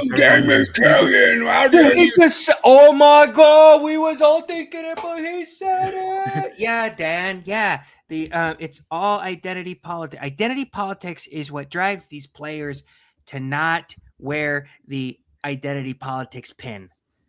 That's what it is. It's just identity. Why can't you just engage in identity politics? It's identity politics keeping you from engaging in identity politics, isn't it? I can't believe he talked that way to Egyptians and the oppressed Egyptians and oppressed Iranians like that. I can't. Yeah, I would comment. I would reach out and comment that, but I've been fucking blocked on everything by you. My buddy today brought up Dan McClellan. He's like, oh, there's this funny thing I was watching. It's Dan McClellan. I know you hate him. I was like, yes, I do. Then why was he talking about him? Like Dan McClellan has not said one interesting thing to me ever. Not one single interesting thing. It was some born again chick saying that they found the actual blood of Jesus and did a DNA test on it. And I'm like, okay, well, that's, you know what? No, fuck it. I side with her. She's right. She's totally right because she's against Dan McClellan. Fuck you. Steve Stewart Williams has a quote that says, everybody knows that men and women are different except social scientists. I like that, that quote from him. Gen Z women are deliberately dating ugly men. Could Shrekking cure dating fatigue? Yeah, Shrekking. Yeah. Oh, my God. Wow, he married up. He looks like a 6 to me. She looks like a 6 to me. Looks like they married laterally. We're good to go. It says down there, Morgan said that this is just women dating men equally attractive as them, but not admitting themselves that they are ugly.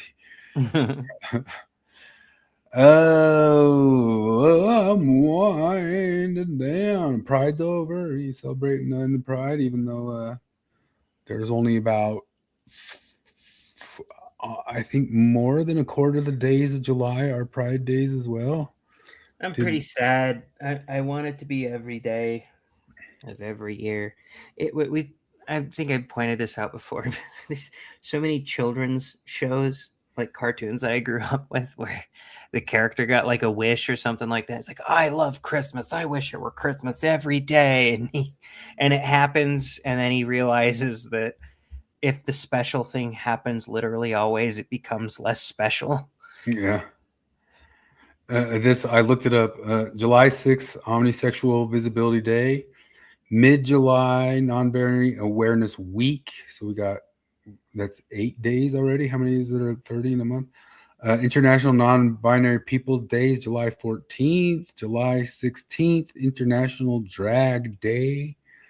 So you got 9, 10. You got a third of the month of July. Is Pride July already. Oh, well, thank God. It's sad that it can't be all month for July as well, but at least. Yeah, no need to be sad. Men and women are different stuff. I like this guy's response to this lady here. Working on a piece on sexual coercion in intimate relationships and how having sex when you don't want to is not a neutral response experience. If you feel comfortable, would you either comment below or DM me on how it feels to give in and get it over with to avoid moodiness / stonewalling? Okay. I'll read his thing in a second, but here's the thing you don't talk a lot about. Sometimes wives want it when their husbands don't, not to get too personal, but sometimes it's midnight and the husband has to wake up at 4:30 in the morning to go to work the next day. And the wife's really wanting it. And the husband's like, you know what? She really wants it. Let's go for it. Sometimes that happens. And she didn't rape me in that scenario, by the way. People want to bang sometimes. And here's the thing about banging is it takes two people. And they're not always both going to want to bang at the same time. They can't just like turn it on and off like nothing. Well, the dude can pretty much. But like, okay, let me see. It honestly feels horrible. I don't like having sex with her anymore. Her tits aren't perky like they used to be. Her ass less firm, her skin less tight, her pussy less wet. And I don't remember the last time she's trimmed down there, but I suck it up. I take my gas station boner pills and I give it to her like I did when she was more desirable. I consent, sure, mostly for the kids, but afterwards I feel completely raped. I just sit there, my seed on her chubby belly, my dick hurting, my heart pounding from the vasodilation of cheap boner pills. She goes to clean up, and I sit there in the fetal position on the verge of crying, wondering how it all went wrong and why she does this to me. Oh, right. It just goes to show like that's a joke at all, because that could dead seriously be written by a woman on some page and be taken as like oh, you poor oppressed thing. You poor oppressed thing. Holy Christ. I mean, just these ways we pretend, because it's funny because we know that the guy can't say that or act that way or admit it or even say anything like that into the world. But that the women literally do all day, every day, say stuff like this all over the internet for sympathy, and they get sympathy for it. Every now and then that's my dirty talk to Morgan, is I will engage sexually in the exact way that a dude would if he just listened to everything some retarded ethics professor told you to. I'd be like, okay, do you consent to me kissing you? Shut the fuck up, faggot. I'm like, okay, while we're kissing, do you consent to me That's so funny. putting my she hand talks on to your you like ass? that. This is the gal who prayed with you in McDonald's. Yeah, I know. No, Morgan is she's the same person in a lot of ways, but she calls me a faggot when I ask for her consent. Do you consent to me continuing? Are you still engaged? I just want to make sure. Let's stop for a minute. It's like John DeLynn pulling back. Okay, well, we all condemn racism, right?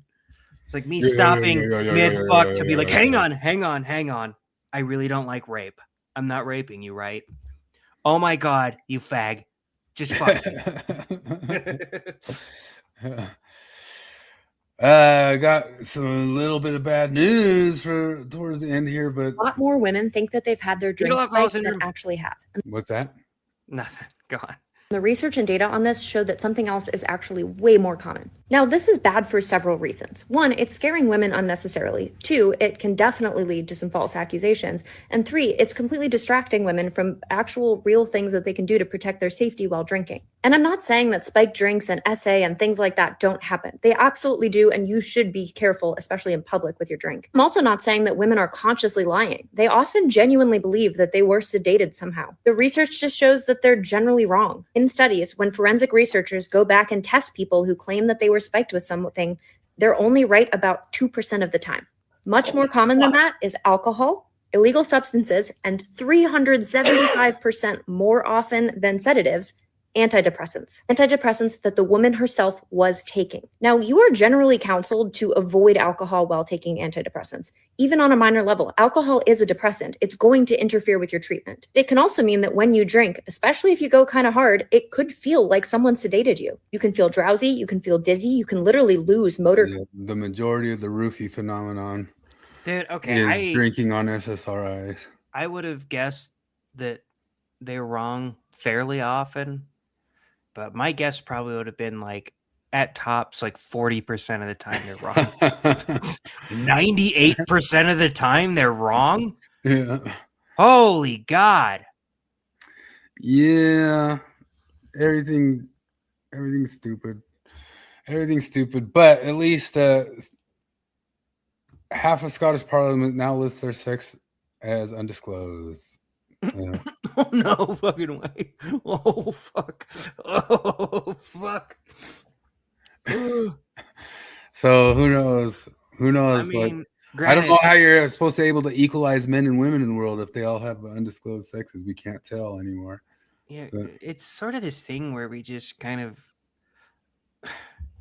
we lip service entertain the whole trans bullshit, but then in the back of our head we all know. Like if American Congress was composed of 90% women, but only 2 of those women were cisgendered women, feminists wouldn't be happy, but they wouldn't know how to express that, you know? So they couldn't just be like, you're really men.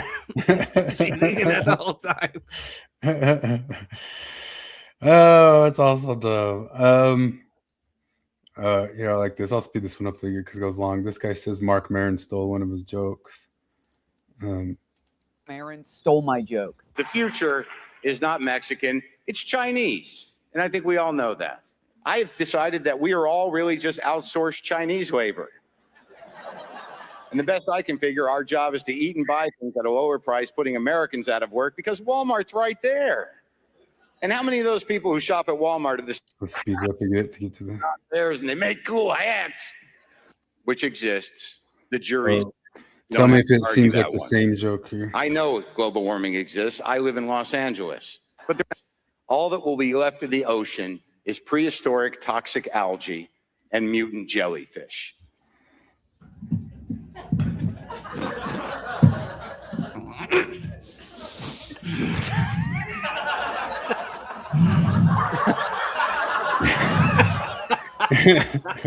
Holy fuck, he stole it. He lifted it entirely. It's exactly the same.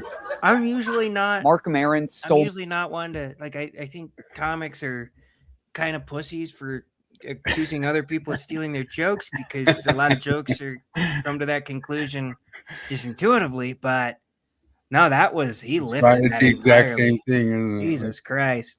There's no difference. Charles, this is what William Wallace fought for. That's our world, folks. Remember. Do you remember the part when they were ripping his guts rape out? From the Denver police. You remember the part when they were ripping his guts out and he's screaming, "Equity! Yeah. Equity! Equity and diversity." I think that's it. Unless you want to watch one final Elliot Page starring in. I'm just gonna turn off my camera so I can jerk off. Starring in Roadhouse. Here you go. Oh, fuck.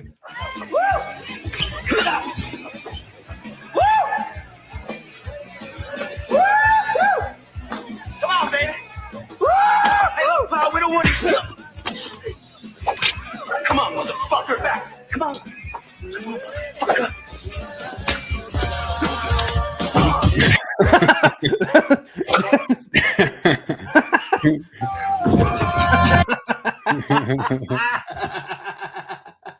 Oh, God. And they showed her in the new Odyssey thing. Oh, there's a new Louis C.K. special on Netflix. There is? That's what Charlie said. Nice. That might be. I'll have to check it out, dude. I forgot. I was just telling a story at work. Have you ever watched Louis, like his show? Yeah, I watched all of them. So, and Lucky Louie, the one before that. Yeah, I didn't watch Lucky Louie, but so, one of the funniest things happened to me. Lucky Louie's not very good, and he regurgitated a lot of the scripts for the other show. So this happened to me before I watched the show. And so when I watched this, it was the most relatable piece of content I'd ever seen because it's exactly happened to me. Morgan's family's in St. Louis. We're going there for Christmas, but I've got my job, so she can go there earlier than I can. So she's there for about a week, and I'm going to come for the second week. And as I'm getting onto the plane in Salt Lake, I go to put my baggage through the thing, and they're like, you got a container with too much liquid. And I was like, I got a Gatorade bottle, but I think it was empty. You can throw that away. And they pull it out. Like, what's this? And I was like, oh, fuck. Lube. And they're like, lube. What's that? Does it matter? You got to throw it away anyway. They didn't know what it was. I swear to God, they had to have known what it was. Like, if I were a TSA agent, I would fuck with people anytime this happened. I'd be like, what's this for? Oh, it's to put on your dick? They just throw it away. Oh, my God. And then, like, months later, I started watching Louis, and I got to that episode. I was like, holy fuck. That what he talks about that in one of his episodes? Yeah, in one of the episodes. I swear, exact thing happens to him because the TSA agent asked him, what's it for? And he's like, I don't remember that. Sex usually, but I'm just going to use it for masturbation because I'm lonely.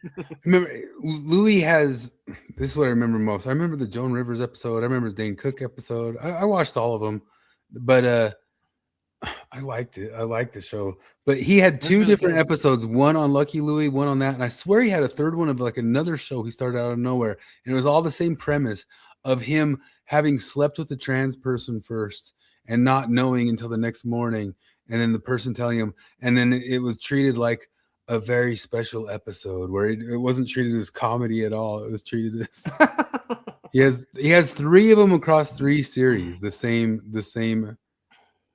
episode. I swear the other ones, like he had like some third series start out of nowhere that I can't I'll have remember. to check it out because Louis is consistently probably my favorite stand-up comic. Oh, he had some funny stuff with Tom Segura just recently where they were like talking about punching down is always funny. Really? I need to watch that because really I think of all the other comedians. I really loved Bill Burr's stuff up until a couple years ago. You know, I liked some of Patton Oswalt's stuff. Did you see Bill Burr's thing this week where he was trying to talk shit on Whitey and their conspiracy theories with Shaq? Oh, and Shaq pretended to be a flat earther. I thought Shaq really is a flat earther. I'd heard that about him before. I thought he was fucking with him. I don't know. He could be So serious. Shaq's been talking about being a flat earther for years. Really? Oh yeah, I okay. knew that about Shaq already. That's wild. But and Ricky Gervais, I really loved his. I think it was his 2018 or 19 special with his Caitlyn Jenner jokes. Those were fucking hilarious. His special after that was pretty good, not as good. Dave Chappelle is hit and miss for me. But Louis, I've never watched a Louis special that wasn't like the funniest fucking thing ever.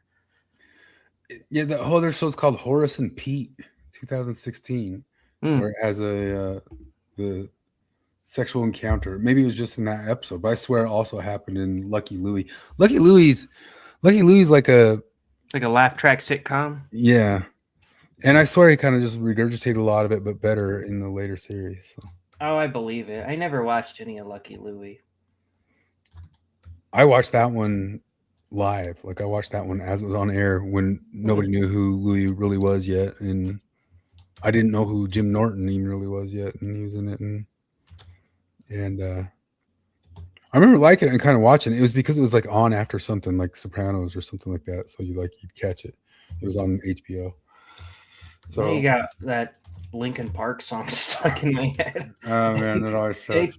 Anytime I watch one of those Ellen Page things, it always plays that at the end, and it's stuck in my head for the next day. You know that pitch meeting guy. This is what got stuck in my head. The pitch. I guess the fight scene at the end. The pitch meeting guy cracked on it really funnily, but the fight scene, the maxed out, the climax fight scene in Supergirl is set to, according to that dude, it's set to, you gotta take some time, little bit, but sung like quietly. Did you do any other song? Yeah, but quietly and in cursive. It takes some time, little bit. Like, whoa. Yeah, that part cracked me up. But if that's real, that dude has lost the plot. That dude has so successfully honed in on one-liners that never get old. Oh yeah, like he is like the super easy, barely an inconvenient. You're always waiting for that when you're watching one of his episodes. Or me and Morgan do it all the time. I'll be like, I'm gonna need you to get off my back. She'll be like, oh, I'll get all the way off that thing. Oh, I'll get all the way off that thing. That's a good thing. That'd be like a good couple therapy thing. Like a good couple therapy practice of saying like, how did Screen Rant find that guy? Because I don't know. He's so good though. He's great, and Screen Rant is shit. He had what's his name? Ryan George. He had a heck of a joke in that one. His hair was blonde in that one. I thought it was going to be like a gag, but I think he just dyed his hair. Well, I mean, this joke. What was the joke? Imagine that. Do you remember the joke? I don't know. I just watched it a couple hours ago. Girl script for me? Yes, sir, I do. Oh boy, the Snyderless verse is underway, baby. It sure is. So we meet Supergirl on this planet that has a red sun, which means she can drink. I'm kind of the opposite. In my experience, drinking leads to a red sun. What? Had a couple beers, forgot to sunscreen my kids, so why does she want to get drunk? Well, it's her 23rd birthday. She doesn't really feel a connection to Earth, so she's just kind of traveling. Oh, bummer. So she goes to this alien space bar with a bunch of space aliens that look weird. Sounds a little derivative of the Star Wars cantina scene. No, it's not derivative, if you call it an homage. Really? Huh, imagine that. Yeah, there is an homage in that. I just told you there was. That joke right there. That joke right there is brilliant right there. Like that one, I was like, oh man. Space aliens that look weird. Sounds a little derivative of the Star Wars cantina scene. No, it's not derivative, if you call it an homage. Really? Huh, imagine that. Yeah, there is an homage in that. I just told you there was. That was funny. All right, I gotta get walking the doggy. He's 7 minutes late. He's gonna lose his mind. So thanks for chilling, everybody. See ya. Later.